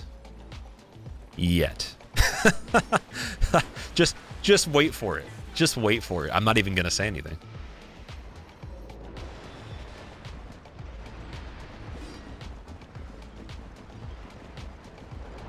Nope. Hey, well, maybe we could run away. Nope. Well, maybe we could run forward. Maybe we could attack. Nope. Maybe we could do something. Nope. You can't do anything. Don't even breathe, because, see, and isn't it ironic that the hardest enemy in the entire randomizer that's right at the fog gate, right there, with the onslaught of like, what, 3 or 4 other enemies in a tight circle, didn't even move at the end. It just flexed by staring at the wall, imposing its dominance on me, being like, I don't even need to kill you for you to die. I'll use the minions, and I'll just watch the wall. It's scary, man. Like, and what are we gonna do there? Like, you could kill everything. Way too slow. I have the bow out. I'm debating right here, but we are gonna do another run back again. Same protocol as before when it comes to the hut. We're going around the right side, trying to just duck the lava from the smelter giant as well. He wanted to give me a little bit of a, I guess it would be a orange coating of nacho cheese that I am not interested in. It's not my cheese, I'm sorry. You can keep it. I was thinking of killing some of the enemies here just to make the crowd a little bit less burdensome when we get into the actual cave itself, but it's actually likely that these guys aren't the ones crowding at all. They probably give up or at least get cluttered and clogged in the beginning of it.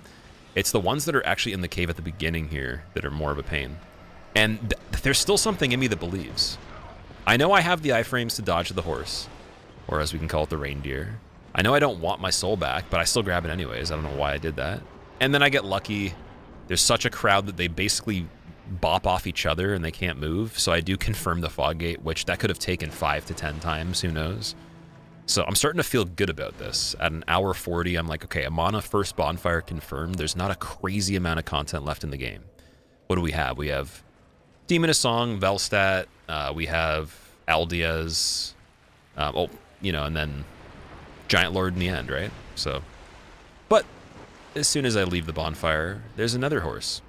Then I'm like, okay, let's be super smart. Let's grow our brain to Megamind size minus the blue, pull out the bow, and just spam a bunch of arrows at this reindeer here. Now, magic on the reindeer is probably not the best idea. I was just frantic and panicky, so I was just continuously shooting it, trying to get it killed so it would be a little bit easier to escape here, because I know that if all the other enemies in Amana are just these guys that you see surrounding, there's no chance they're going to kill me. They just won't. I'm good enough to run away from them. They're actually probably even easier to run away from than the casters normally. There is variations of the Elium Lois Knight style enemies. The Pinecone ones that shoot the Ice Rapier missiles, those are bad. And it's probably likely we're going to run into some of those too. That other horse over there wasn't aggro at all. Decided to just make a break for it. And look at that. Bob and Weave Smelter Giant number 2, going through the far archway, seeing if maybe the enemies on the far side are better. But there is some that do spawn in by that sacrificial cave over there that almost no one goes to in any run that we all forget exists. And what do you know? We're already at the island, but there's another horse. And it does lightning, so that's kind of forgiving, because that's going to take a little bit to recover from. I do get the hut door. This is really the most promising Amana run I have in general during all of this. And it's so sad. It's so sad. There's even a double item pickup right there. Two items stacked on top of each other. So I picked it up. There's another one right underneath. But I'm not going for it though, because the reindeer is spamming projectiles through the wall of the building. We don't want that at all. And at the last part here, it looks tame enough to deal with. But one consequence I'm not really remembering is that there's a guy spamming Ice Rapier missiles from behind me across the map, and they go really far.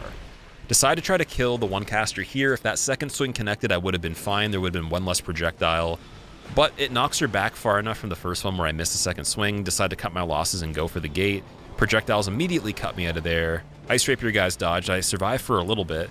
But again, all these decisions culminate in exactly me dying right there, which wouldn't have happened if that first enemy was killed, and then I backpedaled. That's all I needed. Even if I didn't kill everybody, first enemy killed there, a little bit more depth on the axe swing, and then basically getting the Ice Rapier Red Phantom guy to be baited back to where the little walkway is would have been a surefire way of me being able to kind of like table the time frame of the triple missiles from those other casters at the very end. So now we got reindeer stuck on the archway that's collapsing over here. Second one comes back around between the two beams. It's just going for lightning, which is nice. Gives me a little bit of a breakaway. This is still pretty lucky in my opinion. And Hollow with Torch has no chance from Crypt. I find a nice little jumping path right here. And they can't fit through the gap in this structure on the side. So going tighter seems to be better. And we already know that that one reindeer comes from the left anyways, now that we've been chased by it. So gives me a little bit more time to get ready for it, as right here it comes in on me. And I try to attack it. That final swing misses because he lifts up, and then the swing that precedes that, that's the death swing, trades with the lightning that already was casted from it lifting. It's a shame, dude. Both those attacks would have connected if the circumstances were a little bit different, but that's the mindset of someone that's a victim playing this game, and I just suck. That was me playing bad. I can't blame the game for that. There is no should'ves, could'ves, would'ves. It's nice to see the potential, though. So now we're going to basically go and get destroyed by the reindeer right away, almost kind of give up on the belief of the run. And then I get back on the pillar, but I fall off. And we have to go again. Clock's ticking over an hour 45 now. There's still pretty big hope that I can make it in, I would say, like the next like 45 to an hour or so. The thing is though, so the whole time I've been doing this, guys, I can't see the clock at all. The clock is always hidden when I'm doing these things. So for me playing this literally feels like 3 to 4 hours into the game. It feels so long that I was actually like ready to like give up completely. There's so many points where I debated, and you can kind of see where I almost do give up and I play worse and just the belief goes down. But I was genuinely shocked with how fast this run was when I checked the timer. Like, it's been the most surprising thing ever. It felt like it took forever, just from how many things there was to think about and consider and all that. And it's a little bit different than saying time flies when you're having fun, because it is fun, but it's more fun when you take it in after you get through certain bigger gaps, and you don't have a lot of time to be in the moment or, you know, as much flow as something that you're more used to, since I have no idea what's going to happen. So I'm like literally just freaking out.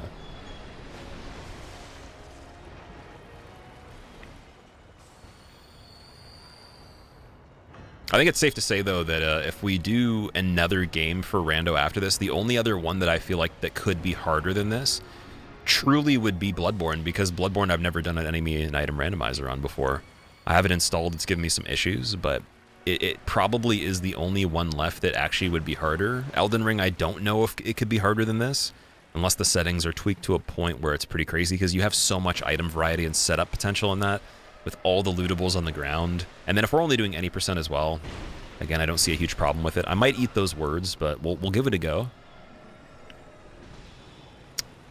Wow, okay. Getting spammed with projectiles again. Can we make it in this time? Mercy? Nope, no mercy. Okay, we backpedal. We get a little bit more headway this time. We are far enough away from the projectiles. Yep, let's see if we can get them to hit the ground.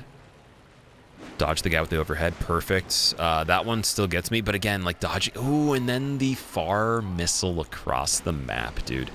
That guy shooting the Ice Rapier missile is so far away, it's disgusting. It's a shame they even made that weapon be able to attack that far.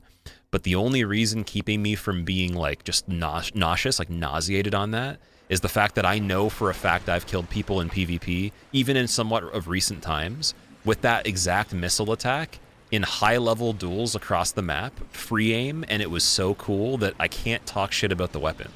And he's using the same thing. And you might even see some of those things in a video coming up. There's a video that I've been waiting for a long time to put out that is PvP related. I'm debating if I want to put it on my second channel or the main. If you guys want to see PvP content that is more of a deep dive, specifically, kind of like a documentary style, let me know if you find that interesting, and just comment on this video that you really want to see it, and I will put it on this channel and we'll try it out. I know not all of you play PvP. The video's purpose is mainly meant to educate people that have never played it much at all, or people that have never understood how serious it can go on this game, because it is easily one of the most serious PvP games out of the entire series. And I spent quite a lot of time achieving some things that I almost gave up on the PvP front to be able to make it, and even went a little bit above and beyond what I expected. So that'll also be a series that continues regardless of if you guys are for it or not. I'll probably make at least 3 videos for that series with the subject matter at the very minimum. But I've just been taking a break because it does get very, very grindy. But yeah, that's an old thing that's been sitting there for a while. Let me know if you want to see that. And it surely will come out for the second channel, if not on this one, at some point. Anywho, so this is what, like the fourth time running back through here again. I definitely dodged the reindeer this time, and then I have a new idea of going around the left side of the hut. Doesn't matter really about the lightning, because it still hits me. The angles that these enemies can snipe on, like, I'm saying that, and there's just shit going across the character, across the screen, every second. Having a break from that is, it's a miracle. Boom, another one hits me as I'm trying to hit this guy. I was even like, hey, let's be careful and take the bow out. We're pretty far away from the red guy. Doesn't matter. Now, he's coming towards me, which is great. I could kill him and solve a lot of the problem right now. But, again, greed, it just overtakes my brain. And luckily, this time I had a lot of health, because those other missiles normally would have finished me off if I ran deep into the water over there. I'm starting to think, okay, like, I gotta prioritize on a timer. Every 3 or 4 seconds, look behind me, because the guy with the Ice Rapier missile in the distance is going to keep firing that angle. Listen for it, get full health before I'm ready to go. But then the reindeer starts chasing to the fog gate across the map in an area it just has no business being in. This is a different zone. Go away, dude. Rudolph, nobody invited you. And Santa Claus, he didn't show up this Christmas. He doesn't need you.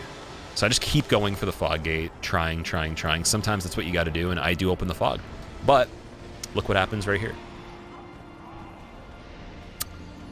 Yeah, Rudolph has some friends. They also were left behind by Santa Claus and have nothing to do. They're not working the night shift, so they're just partying right now. Starting off with giving me a big headbutt. Basically, if I go through there, a horse chases me. But then there's a horse right on the other side of the door, so the only thing that's actually better now is the door's open so I can go through it immediately, but I still have to deal with all that again. And this is going further back to why I was saying that there's things that happen in this run that no matter how well you could push buttons, no matter how quickly you can think, and no matter what you've picked up in the entire seed that's on the ground at this point, and spect 4 with a similar time played as me, you probably will never still be able to escape some of these deaths. It's just literally almost impossible. And I'd love to have some actual in-depth recourse on this, some reflection from you guys where you're like, hey, you could have done this, that. And I'm not even trying to say like that to debate you, to say you're wrong. Like I would actually love to be proven wrong on this so I could learn from it. But I don't know what else could be done on some of these layouts, man. They're just so bad. This is the problem with Dark Souls 2 Randomizer. It's simply as so. It's just, yeah. So now at least we got the horse stuck in this doorway right here for the hut where we can kill it. We can isolate it a little bit. Smelter Giant's right behind it. I'm going for some jump attacks to lay down the maximum damage I can. He's going lightning, which I'm surprised doesn't ripple through the water, but I guess we're not on Elden Ring level of sophistication anyways, so it's okay. The developers can take a break on that one. They don't have to feel the pressure of making dynamic lightning to that degree. I really do think the moveset of this enemy is cool. And I think it's one of the coolest enemies in the game. The problem is, though, is that it infinitely patrols. If it aggroed like a normal enemy, had a little bit more of a lenient time frame to dodge the headbutt, and did more of the flying attacks with the lightning rather than just like the ground projectiles and all that, I'd be way happier. It'd be amazing. Small tweaks, man. So many of these enemies in this particular version of the game are the best enemies they've ever designed. They just need to change a few things. I was even thinking of going all the way in the distance and challenging the missile guy because he's pissing me off, dude. This is becoming like a real situation. It's getting heated. But again, as I remembered, the door's open now, so it doesn't matter if projectiles follow me or not. If I curve them, we just need enough stamina. And with grabbing the soul, dodging the second reindeer, pivoting again around that little orb that was following me, can I at least touch the bonfire in this cave before seeing how much more worse it gets? I did. No chance of sitting down, but oh, look, it's 2 smelter giants and a sorcerer, a retainer sorcerer. That's from the cave, the garrison cave, basically, where you get the garrison key. Ah, she gets lava on her. I feel a little bit better. Stupid sorcerer. How are we going to solve this one now? Well, I can make them basically move out of the way, but we're going to try a few times to see if that's likely. Reindeer said no right away. Oh, do we see some action here? Might have a breakaway. Heal up. I'm starting to actually get weared down a little bit from the lack of effigies. So we're going to have to pop an effigy soon to get that full health back. We see another reindeer in the distance. Okay, Santa Claus, he might actually be here. I might be lying, guys. Maybe it is Christmas in Amana. I'd be okay with that. If it's Christmas in Amana, I can forgive all these things. Got the door open as the Soul Spear connects immediately. And then, can he get the fog? Guy chasing me. 2 seconds later, boom, through the fog gate. And look at what the boss is. Ancient Dragon, dude. What are we even talking about? So I didn't realize that first, but Ancient Dragon in this arena, and it might also just be in any arena for that matter, he doesn't attack you. Just going to spoil that right now. He doesn't do anything. So we're just going to give him a little bit of a pedicure, and we'll be out of there. Take the time to go human again, pop up some life gems, get the full health, and keep shaving those nails away. He looks pretty comfy, to be fair. I think that the water is relaxing, because think about being on that, whatever that is, that tower atop the dragon realm in the sun all day with all those scales and, yeah, it's lizard skin and all that, you know? He's probably enjoying the water, getting a little bit of a bath. But now he's dead. And you couldn't imagine that anything could go wrong here, right? Nope, there's another deer. There's another reindeer. Like, it's... I try to kill this one too. This actually would have been one that I could have easily killed. I think I got a little greedy again with the lightning. Running back in too soon, and then I hesitated. I should have stuck with trying to kill it there. Because, again, I'm going to have to surpass this Mimic to be able to get to the door. Ran out of stamina there. That was the perfect moment for the Mimic to auto-grab me and eat me as it was transforming. And it doesn't matter. Yeah, that's... That was actually really goofy that even worked. I don't know how the Mimic can like eat you without doing an animation for it, but it just automatically teleported me, I guess. Cool. So back in the cave again. 2 smelter giants, bob and weave. Can we get out of there? Retainer sorcerer blocking. A little bit less likely of a survival path this time. Can I at least try to replicate what I did? I like how I was polite. He waited. Okay, deer just bombards me into the corner. And almost off the ledge, but I'm just dead from damage. So it'll take some runbacks. We're getting to the point where the deaths do slow down a little bit again, thank God. But bear with me for Shrine of Amana. This still counts as the shrine. It's just wild how much better the other areas are. And they don't necessarily get that much better with enemies and stuff like that. It's just that, like, the way the layout is, it's incredible in comparison. Taking down the ice rapier wielder right here near the bonfire just to be a little bit smarter. And then I was thinking, do I have anything else for more defense or anything I can do? Horse gets wrapped around the back of the bonfire, gets a little bit delayed, which is a rarity because usually it's in that perpetual charge stance where it will just unleash the headbutt. It can't even do that through the smelter giants because it's too big, so it actually literally is stuck back there for now at least. Listening for the sound effects in case it does try to stampede, and the other one looks like it's coming a little slower than before. But then I get stuck for a second, so I'm worried. Luckily swung over my head there with the Ice Rapier on that guy. This door keeps closing every time, which sucks. I wish you could break it or have it permanently open, because again, these missiles they break me out of the stance of opening the door. It's very inconvenient. But a little bit of freedom. You know, we're home free now, we can chill. Or can we? Or can we? This guy's out for blood. Maybe I should kill him too. God damn it.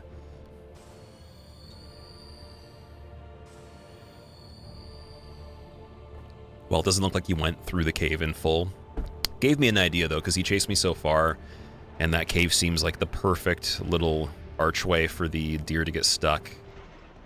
Let's get Horsey Boy stuck in the door. If he wants to, at least. Oh, look at that. You're too tall.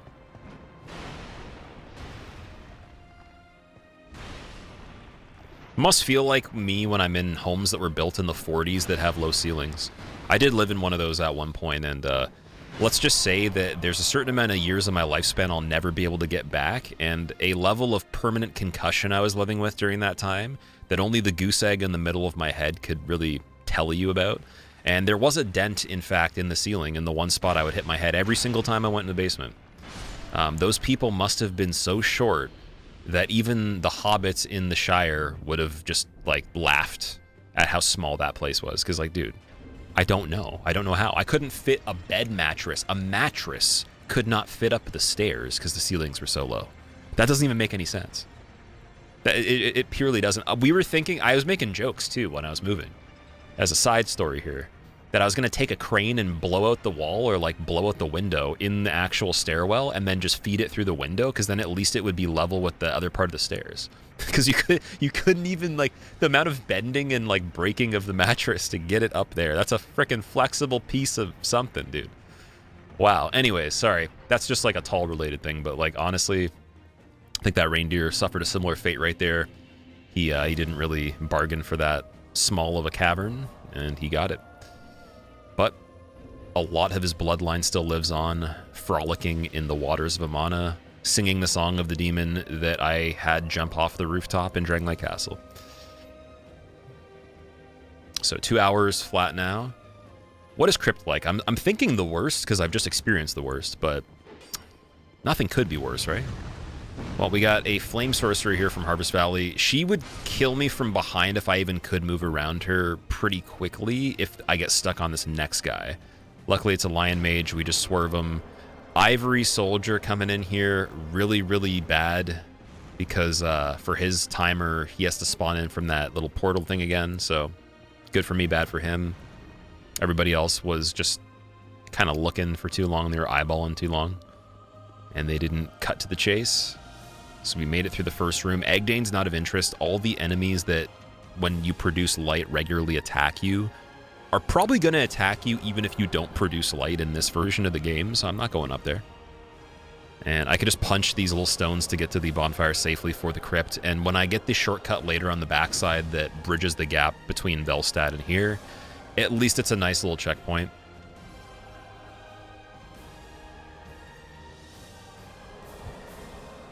Well, another Lois Knight coming out of here with the Great Axe. I wonder if they break the stones. Let's see. They do indeed. I wonder if I'll die before they break the stones in front of my path to help me. Well, a bomb could just go off. That doesn't break any stones, though. That doesn't make sense. And now I'm stuck beside an Archdrake. And now a Lion Mage, but there's a little bit of a path, and I survive. That was kind of scary. I think that was reasonable grounds for a gasp that was cartoonish, though. And this hallway usually is a blockade, but it can't be a blockade unless you get Orma and Reeves Great Shield guys as normal, or something so big like maybe the Fire Lizard and a Dino or something like that. Even if they do walk a little bit, they'll kill you before you can pass by them, so that would be a certain blockade there. Not as bad with medium-sized enemies and some of the regular large enemies even. So you could run right through. We get that little bridge. Let's challenge Velstad. Let's see what's going on here. So I'm still sticking with that Lion Mage Great Axe. It's been doing me pretty good. The magic damage is great. I think I'm kind of playing on the side of like, hey, this is working. This is my first attempt of speedrunning a randomizer where I'm going to finish the game. Doesn't matter about how sloppy some of the things are. I'm having fun with it. It's really hard. I want to finish it. And again, in my mind, I'm thinking we're way over 3 hours right now. I'm like 3.5 hours. We're going to be doing like 4.5 hours by the end because I have no sense of time. And look at that. Ava, King's Pet in place of Elstat. We already killed you in the arena with Twin Dragon Riders. Why are you coming back?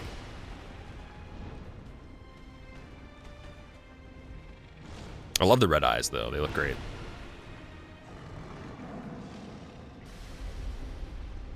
There's an alternate dimension where maybe Yu-Gi-Oh! Is just a slight bit different than it had been before. Joey Wheeler would have red eyes, white tiger, and actually be better than Yugi. I could see it, definitely. Okay, we're already getting demolished here. Next hit will probably kill, so let's heal up a bit. With Ava, it's straightforward. Like, Ava's not a crazy hard boss. She's pretty mobile. This arena makes it harder for sure because there's less space and there's the pillars. But there's nothing to be worried about as a one-on-one fight. It's when Ava's in a double fight, it seems to be terrible because of how far she can jump. And then the hitbox of that claws you just saw right there, I got clocked before it even came across the screen. Combine that with some AoEs and the spikes that show up with the magic right here, and you have a terrible double fight. Very, very good support character, as we found. Very lucky the magic didn't get the best of me in that Dragon Rider fight either, because I think that would have been the end. Oh my god, she lifted me up for a second. That was funny. I was like, let's finish the fight. And she's like, I will take you higher to a place where you can PB. But there's no PB because I haven't even finished this yet, so joke's on her. Now she's dead. And also, Vendrick himself is actually Ivory King. That's hilarious, man. What a lore... Well, we wouldn't even say lore accurate, but like a lore adjacent storyline. The king gets replaced by the only other king that's in the game. That's okay. I'll take it. That's a pretty good swap. And for that room too, I think with like him being in Old Chaos so long and being kind of like damaged and disgruntled and stuff, it does fit. So fighting him in that room would be cool. The effects from his weapon too would probably light up the room a little bit. So I'm sure it looks great with the lighting. Love to see it, but we don't have time. Going to where the red Tearstone ring is, I'm not going to try to pick it up, even though that Cyan Knight's just a statue. I got King's Ring in the inventory, and we did Dark Cyan to just get back really quickly because Homeward Bones were not in the inventory. And I don't have the feather or anything, unfortunately. That does seem to get randomized, too, as you're going to see later. I get grabbed by hand grabby guy. I did say that the pineapple grabby guys in DS1 give me nightmares and stuff like that, and they're terrible. These guys are almost as bad. But the thing that's worse, though, is it's like, I would imagine if you got grabbed by a human hand that's gigantic, like the whole hand grabs your body, it's almost like, it's kind of defiling in a way. It's like you're being grabbed by a giant human that's just like picking on you because you're a tiny being, but the whole object's just a big hand. And then you still get eaten by a monster in the inside of it. It's kind of like cheating, dude. It's like Resident Evil where they have the parasites inside their heads and stuff, and then like it's like you can't have two heads. Like pick what kind of teeth you want and what kind of face you want and stick with it. Like, you can't grab me with a big human-like hand and then have another thing inside of that. That's too much, too complicated. So you could have one arm that's like a different thing that's like sharp and can grind me up and stuff like that, but not inside the same thing. All right, well, Lucatiel doesn't invade, or it might be Azlatiel that invades in this part. I can't remember which one. I think it might be Azlatiel. Regardless, though, invaders are turned off. It wouldn't make a big difference because we'd just be running from this part anyways, and I never really planned on getting the bonfire at all. I was going to take a little peek and see how bad it was, but I don't recall getting the bonfire in Eldias unless I was doing Deathless on this. So even when casually playing, I think I was opting for trying to do just, you know, as quick as I could through the area. Now, obviously, in a slower play through items and looting everything in that pit with the acid and everything would be kind of cool. Either way, though, we're just going to go through and see what we get. Nothing dropping from the ceiling. Looking pretty sparse. The cage has a dog. That's not bad. Oh, yeah, so the doors here, I was getting tripped out by this. I was waiting for the hippo to break the door. And I'm like, nothing's breaking the door. Do I have to break the door? Do they really want me to break the door? Is that the only way to do this? I couldn't remember for some reason. I'm just sitting there thinking, and then like when the thought of breaking the door strikes my mind, I break the door. That was really cool, but like also just not super intuitive. Yeah. Did anybody else play this randomizer and then have that experience? Because I feel like I might have had this happen already. I can't remember. These things happen on repeat time and time again if it's been a while since I've done something. But did anybody else just go to that door and then they're like, well, nothing's happening? Or did an enemy, in fact, break the door for you? Because that's what it's supposed to be. This dog seems like it can't be killed as well. It seems like it doesn't have a hitbox, this red dog. And I'm writing it off as the case and just going to continuously try to get in that door. It's biting perpetually, making bleed build up, but it's not knocking me out of my poise. So maybe, like, and this is my theory, it might be wrong, but the scripted event of the hippo breaking the door has something to do with the dog not being killable. Either that or my aim is terrible, but it just didn't seem like it had a hitbox at all. Sorceress right here could screw me up on the fog, but I'm just going for it. Why not? I don't think she would kill me completely, but yeah, we're late enough in the game where it's possible. Looking Glass Knight, okay. Been missing him a little bit. It's good to see you. He is one of my favorite bosses in regular any percent next to Velstad. I think he's a really well-designed fight for this game, too. It'd be cool to see the phantoms maybe not be humans, but an extension of him. So, like, maybe he puts a mirror version of himself into reality that is, like, a different loadout. So maybe he has range attacks, magic, or he uses, like, a dex weapon or something like that, and it moves really fast. That'd be super cool. And then the other one just goes to a more passive defensive blocking mode and takes blocks for the other guy at the same time. So, again, what I'm trying to say here... CJ, if you're doing Convergence mod for Dark Souls 2 at any point, even though I'm sure he probably doesn't have as much interest, you know, anybody working on Convergence, you could just steal my idea for Looking Glass Knight.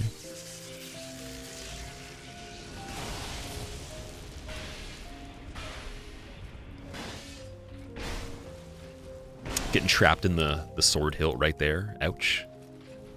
I think he looks great in this lighting too. As much as the lighting is cool on the roof, and you have like the whole stormy type of vibe in Drang Lake. His armor set is cool. It's very different. It's very eloquent compared to the rustic look of some of the other degraded enemies in this that have gone through the ringer. He still seems more fresh. And so in his lore, from what I understand, he's protecting the castle. Vendrick goes off to the crypt and stuff like that with Velstadt and everything. And he's just left behind to guard the passage to Amana. But he be looking fresh, though. So now we're in the lift to the Dragon Eyrie, and I have such a crazy amount of time to just think about my life decisions here and how this run's going. And again, it just strikes my mind. It's like, this has been going on so long. I am going to continue because I feel like we're almost there, but at what cost? And I was also debating, too. I'm like, if we get to Ancient Dragon, do I have to fight another boss? Since Ancient Dragon appeared in Demon of Song Arena, but we didn't have to fight him. That could be a little bit of like a paradox right there. But that was my logic, since Ancient Dragon, in my experience, if you saw him somewhere else, I would think typically you would have to fight him since he is a fightable boss. And at the very least, you hit him a few times, he activates. So we'll see what's going on with that. First, we gotta grab what would normally be the feather from Emerald Herald at the beginning of Dragon Eyrie. And it is the Blacksmith Daughter. Hey, yo, give me that feather. And we get Kale's leather armor, is that what that said? Wow. So at this point, when I was actually playing, I thought I was going to get the feather because I thought it was a key item type thing.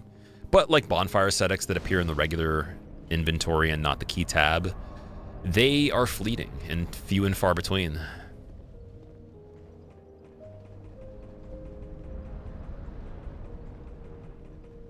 Well, we can go ziplining and just cleanse our woes. Whee! And air out the toes, of course. That's a worthwhile rhyme. If I ever ziplined, I'll be honest, I probably wouldn't be wearing that outfit or have heavy equipment on me. I'd probably want nothing on me at all in case I fall. But for anyone that actually has ziplined, do you enjoy it? Have you gone back? Would you do it again? Let me know. Anybody not enjoy ziplining? It's one thing that I have never done. I do a lot of extreme stuff, and it's like literally one of the less extreme things that I need to still do, that I've been really waiting to do. Super excited, but I want it to be the right environment too. I don't want it to be like a cheap zip line or like some sort of like makeshift tourist attraction that's in a place that I'm familiar with. I want it to be in a special place. And I want it to be like just really cool, like a very long zip line. I don't know. Seems like it'd be super fun.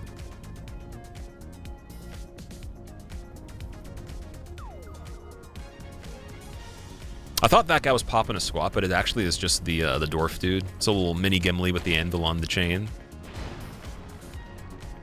Looked like he was sitting down. It almost sounded like they broke the door too, which is kind of funny. But nonetheless, we're just running. That guy jumped so high in the air. Dude, someone draft that guy. Michael Jordan in Space Jam might have had stretch arm, but if they had him on the other team, he would have had a little bit of a hard bargain.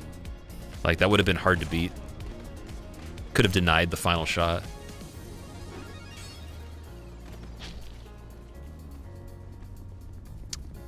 And what we are graced with here is one of the most majestic forms I've ever seen a Dark Souls boss in my entire life, dude.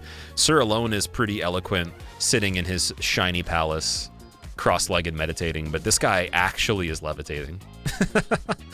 He's got the robes to go with it, too. The Skeleton Lord has ascended to a god, and we just didn't realize the plot was unfolding behind us the whole time. They wanted to stay more low-key and have the skeletons as distractions, where they could literally evolve, man. It's incredible. You love to see it. And at 2:15 on the clock, coming in at the, I guess it would be the Giant Lord fight. Not bad at all. We're making good time. Watching this back, it does feel so much quicker than it actually felt while I was playing, despite the deaths in Shrine of Amana. And I would love for you guys to actually try this. I know I said in the beginning, hey, like, don't try this. The only reason I would say to somebody to not try it is because the frustration level's not really proportionate to skill in the same way as you might like it to be. So, like, let's say that you earn being good at this game. Like, you play, you train to be good at it, you learn a lot about every single enemy, almost every single moveset, or at least knowledgeable enough to be able to react to certain things. You know a lot of the weapons, what weapons are good, what weapons are bad, and you can make decisions on the fly very fast and also be consistent on how you do inputs and shit like that. You could do all that stuff, but then get screwed so heavily on such a varying scale on this that it does not feel nearly as fair as other endeavors that you could do on the game. So even if you're good at challenge running and speed running, it doesn't matter. Like, you might be equalized still. And I'm not saying that I'm great at either. I'm just saying that I definitely have some of that knowledge somewhere in the middle of the sphere of everything I mentioned, and it really sucks sometimes. So I do implore you to try it if you like really challenging things. This might be one of the most rewarding challenges you do, only because the item variety in this game and how much different healing items there are, how many different like buffs and debuffs and all these different little things, all the different pieces of equipment. It's so intricate that it gives such a more expansive randomizer experience than Dark Souls 3 and Dark Souls 1, in my opinion, in a more RPG heavy way, to me at least. I don't know. Just feels more like the build and like doing all the setup for everything and looting stuff's more fun. The actual playing through the areas arguably is harder and sometimes less fun. But when you enjoy the beauty and the irony of how stupid it is, then the comedy almost makes up for it sometimes. And then the boss fights actually end up being better than the standard boss fights in some occasions. Because I'll argue that if you fight something that's hard in the arena with Pursuer, and then you manage to get it in a spot where, let's say this boss is hyper mobile, and you get it in front of the ballista and you kill it with the ballista, there's nothing that feels more satisfying than that. You can't have a regular Pursuer fight that's killed with the ballista that's as good, because Pursuer moves slowly and he takes a long time to recover and stuff. If you have something fast, dude, try killing Sir alone in Pursuer's arena with the ballista after fighting him for a little bit without him breaking the ballista, and you're gonna feel awesome. Just things that are not normally possible at all, but they all still have relevance. And look at that, we got the Royal Rat Vanguard with the final killing blow here as I make it to him to figure out the Giant Lord has been reduced to a rat. With a mohawk, nonetheless. Can't forget the mohawk. I wonder if he uses Axe styling gel for that or something like that, or just randomly like kind of poofs up. I wonder, does he shave the rest of his head? Does he have like an actual afro or something like that, or maybe like a bunch of like flowy locks normally? What does that rat look like unshaved? I'm curious. And also in the lineage of rats is a mohawk the sign of kingship, or whatever. The questions. Well, we scoot around this hippo while contemplating all these ideals, and then get to that mini giant statue. No toxic this time right away, because the kobold gets taken out. And now we have way more health to deal with the Vanguard, but catapult gets me. I'm like, okay, I'm not going to get bitten again. He does do that lunging charge thing. So there's a couple options we have. He goes in the corner where the catapult could be dangerous. I get some damage on him, and again, I don't really understand how his mechanics work, because I usually kill him so fast that he doesn't have a chance to go back and forth. But as a bonus, I pick up Lewd Soul, which is on the ledge above. And that's a pretty big one. That's the King's Pet's double fight soul. Not bad.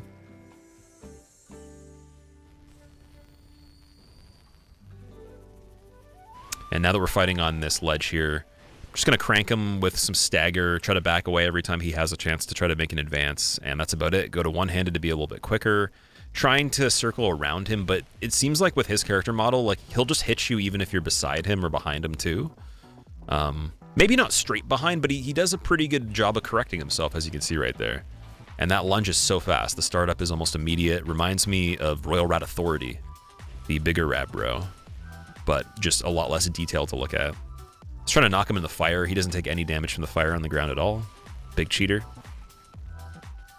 And again, any time I get poison from him in general, the following hit's probably going to be a death, so we don't want to get greedy at all. Typically, I'd say Giant Lord would have already been over by now with a weapon that's this strong, so it's kind of funny that this is taking longer. But to avoid the chance of getting petrified and poisoned again, let's just be careful. Finish it off nice and smooth, and we're at 220. We still have some time to save. It's not like we were there forever. There could be worse outcomes, right? It is a pretty decent seed we've had. We have had some DLC bosses. We've had some big boys. Some interesting stuff with the double fight. Like Flexile and Ava's a really cool combination I've never fought before in my life. And I'm sure after doing a lot more of these randomizers, you'll eventually get to the point where you've fought a lot of combinations. But because this game has triple fights, Skeleton Lord fights if you want to take the quantity of enemies up to the maximum, Freya with the quantity of spiders, it's got the gank NPC fight that can be swapped, and it has you know, a lot of other things. Like you may never encounter every single possible combination of all of the multi-fights there is at all. You might be done playing the game before every combination shows up, so it would be very satisfying figuring out how to master all of them, but just some of them don't seem possible. I had one where it was 2 Dark Lurkers and Ivory King. That's like, dude, that's literally like the last bosses you do in Hitless and Damageless, man. That's like at the end of the game. That's at the end. No. You can do Ivory King earlier to get him out of the way, of course, but when you're thinking of just the logic of how hard something is, you put those at the end of the game. So I tried doing that one in one of the seeds, and I'm sure you'll probably see one of the deaths in the intro if I decide to find it. Maybe not, but you might have seen it in the intro of the video already. Whew. Crazy hard. No chance, especially when I rolled up on it. So this shield that I found, it does have an ability to actually absorb HP, which is really interesting. And it's a great shield, so the blocking is decent for stability. The actual physical reduction is not great though, so the HP that it does gain back, I feel, is pretty fleeting. It's not necessarily as great as taking chip damage through what we would call like a 90% physical reduction shield or an elemental high resistance shield. So if we're comparing it to like Defender's shield, Watchers even with infusions and stuff, like there's no chance it's going to be better than that. But I thought it was kind of cool. I can wield it. We do have enough of the strength now. And I don't know why I was going back. I think I was trying to check to see if there's an item behind here, because when I played Randomizer before, there was an item on the ground there, which I believe is one of the key items if you get something that screws up. I think it's like the giant kinship appears there or something of that nature on one of the previous randomizers I played. I don't remember why it was. Oh, you know what, actually? No, I think, sorry, no. The giant kinship, maybe it was me putting that on the ground myself when I was doing the backwards run. I don't know, something of that nature. Regardless, though. Now we're on our way to Throne Watcher and Defender. I'm still trying to figure out exactly what I want to do with the setup here. And it most certainly is going to be a double fight. So not only do we have to do Throne Watcher Defender, we get a new Nishandra right after that too, once we win. And if I die on the victory fight. So if we die into Chandra, I still got to run back. If I die on this one, I lose time and I got to run back as well and do both of them. And then both those scenarios are even worse. So we're really trying to save as much time as possible here. Let's see what we got.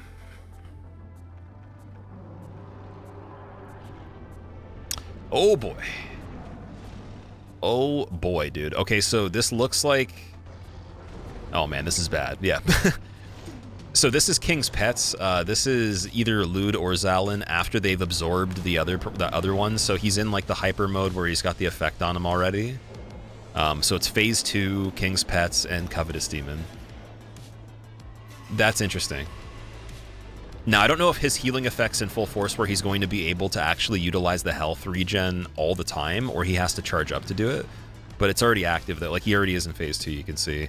Covetous Demon can eat you, and he can spit you out with none of your gear on, so I'm really trying to avoid him eating me. It's a rare attack, but I've had it happen many times before.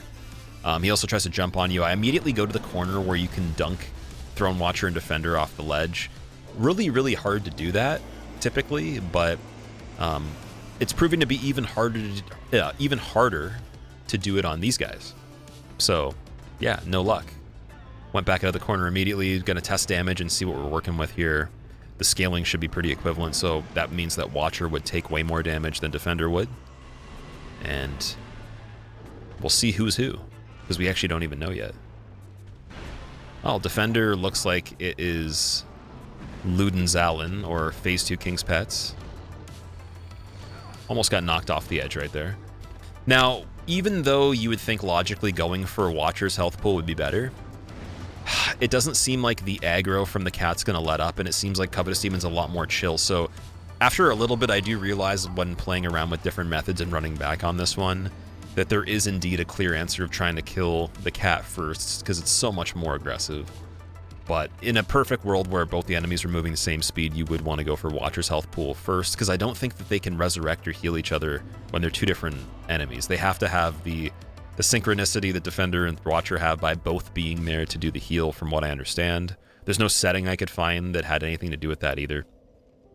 But in the meantime, what I did was I went back to the, I guess it would be the Gutter Bonfire, to see if I could farm some more souls beforehand, which is unnecessary, but we did. And I think I did it until it was dry. So we got our 40,000. I think I got up to around 60 to 80 before it went dry.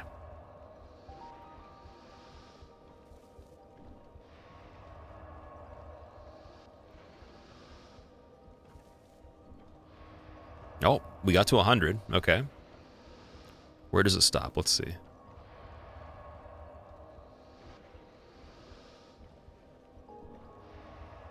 Okay, we got to 115, exactly. So just over 100, and it's dry. There's no more enemies left there. We'd have to go Champion Covenant to bring them back. There's no point of doing that. But that gets us a little bit of a boost right before we do this. It's not necessary. I could just win the game right now, but this is like my brain going nuts, hesitating, thinking, okay, I can't do this. I need something else. I need something that I don't already have to be able to do this. So I upgraded the Drake Ultra Greatsword, I believe, with the Petrified Dragon Bones here. And even though I don't end up using it, it's just like a backup plan in case, because it has a projectile you can shoot from far away. So if I need to clutch out the wind, it's the same weight as the weapon I'm using too. It's a little bit longer. Swings slightly slower, I believe, but has all these other features that are pretty cool that I don't get with the axe. So it's the surefire bet for another weapon. But again, because it's not fully upgraded, the equivalent damage is unlikely. And we got endurance up a little bit more too to increase our equip load slightly, so that if I took off the shield and just went with a weapon, could go a little heavier on the armor.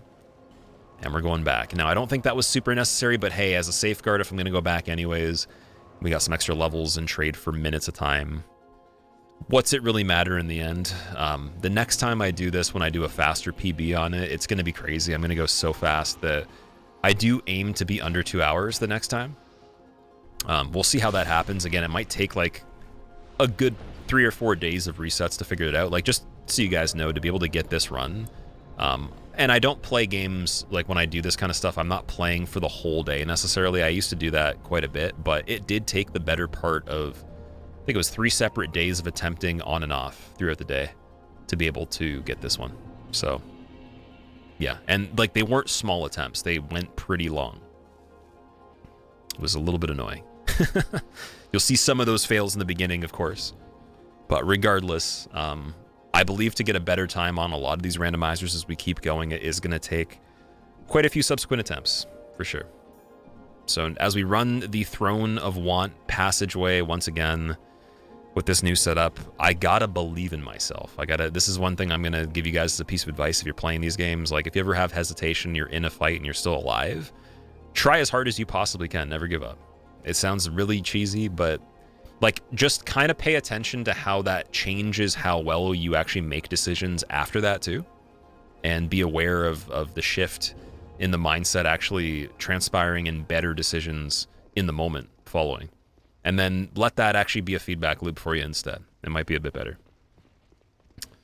So, trying to do some different armor here with the higher equip load. Was really thinking about the rings. Magic Clutch, do I want to take more damage while also boosting it? Or would I rather go Dark Clutch? Is that going to help against any of this stuff?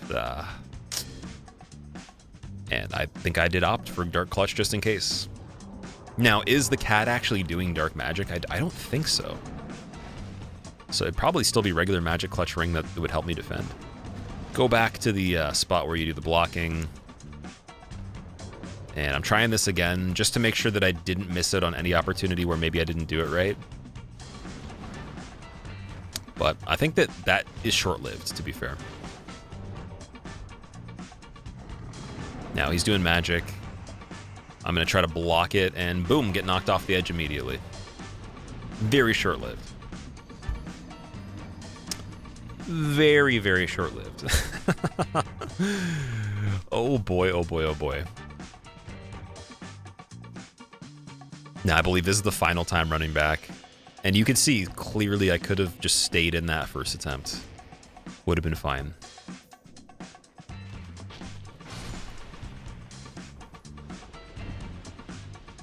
Just passing over 2.5 hours right now. Again, to be able to preface how quick this is, if you were trying to look at a traditional hitless run back in the day, like if I was going to do in the earlier days, hitless Dark Souls 2, it would be much longer than this. It would probably be 3 hours plus, maybe up to 3.5 hours for any percent. Nowadays, it would be closer to 2.5 to 2:15 on average pace. Quickest I could possibly manage in general, I think, would still be closer to 2 hours, and that would be really fast in my opinion. So that's not bad, considering that's like very scripted and like, you know, it's just vanilla games, so you know what to expect. And also, if you think about like how much content we actually did do in this game, the equivalent of how many bosses and everything, we did one Giant Lord still, or sorry, one Great Soul. So same as like when we do Hitless and Deathless, you do one Great Soul and then you farm the Great Soul. You could attribute the other Great Soul fights for just us farming in the gutter, and then, yeah, it's about the same equivalency as that. There's no extra optionals. And I like the fact we did Sinner instead. Sinner is a more fun Great Soul fight typically than, I would say, even Rotten or doing Freya. Freya's really boring. And Freya's area on Randomizer, it would be one of the places I would leave till really far in the game, possibly to the point where I might even do DLC first, just because it's so crowded. So if we do all content, it'll be interesting to see when we place that.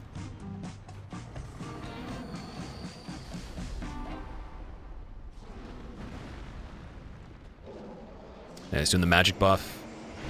Beat those elbows. Beat him to a dust. And grind him down. Come on, let's go.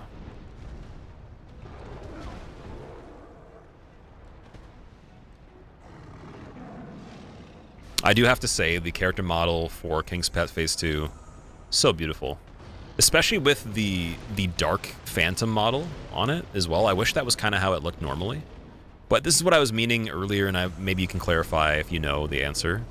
Of, in clone fights or twin fights, I guess, the twin being highlighted by a different color. So the cat's been a different color on both of these so far.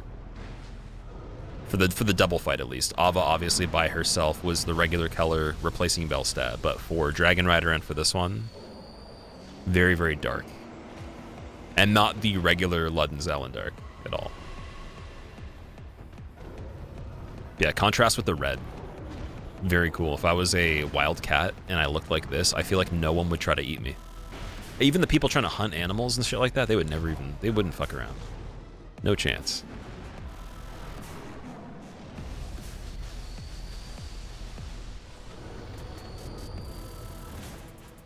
Covetous Demon doing its best to try to make it to me. I think lore-wise, Covetous Demon is the most disappointing boss of all. Very pathetic. Absolutely dislike Covetous Demon, but it actually is a good lesson in life. You probably shouldn't be like Covetous Demon.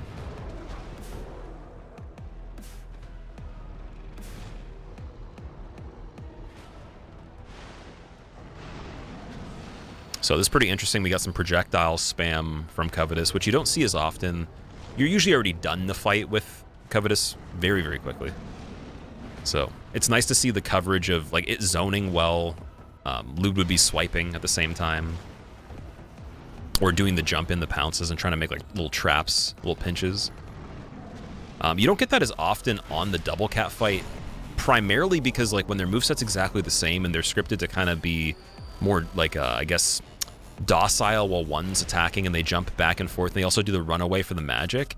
You don't see the runaway to cue the magic in these arenas as often. They just do cue the magic on the spot. There's no actual walk away animation. Like Ava even does that by herself too, where she'll run across the map, go far away, then do the attack.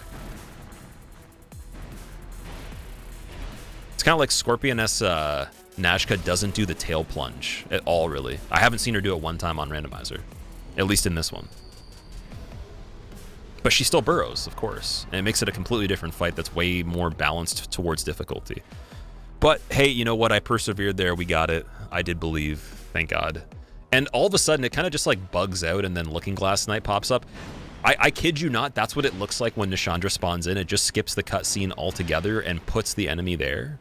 This is still the same continuous video. I have not stopped. I haven't even paused me looking at the video on my computer. So, Looking Glass Knight pops up as the final fight. We've seen him already once, but I'll take him for a second fight again because he is pretty cool.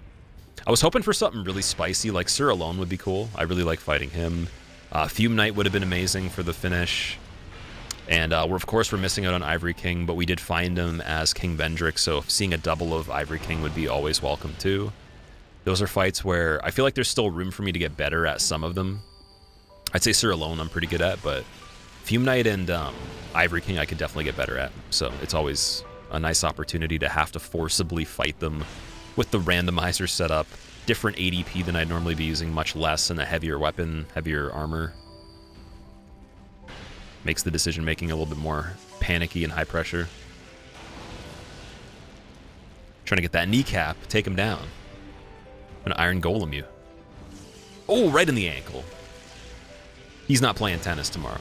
Oh, in the shin, dude. Oh my god, shin splints out the wazoo. And we're just going crazy doing circles. I'm so excited that I actually finished it. When attempting this, I didn't think I was going to actually put out a Dark Souls 2 randomizer speedrun, or a run that was very fast with randomizer. Now, you tell me if I'm wrong by this being fast. I think it's pretty quick. I'm happy with it. My standards are usually very high for a lot of things, but for this one, I was being reasonable. So that's just over 2.5 hours right there. The credits play in hyperspeed on the randomizer mod. The person that made it makes it like that so you can go back into New Game Plus right away. So this is no fast forwarding of the video or anything. This is just what happens when you play randomizer.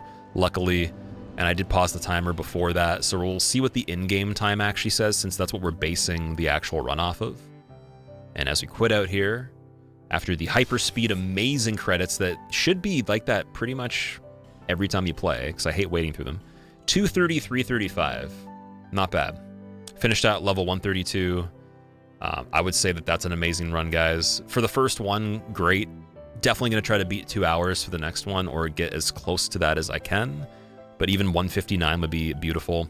If you guys did enjoy this video, please let me know what game you want to see me do it on next. We still have Bloodborne and Elden Ring, or you could also request Dark Souls 1 or 3 again, and I could go back through those with harder settings, or do all bosses on either of them. So request exactly what you'd like to see, maybe some other types of challenges in general.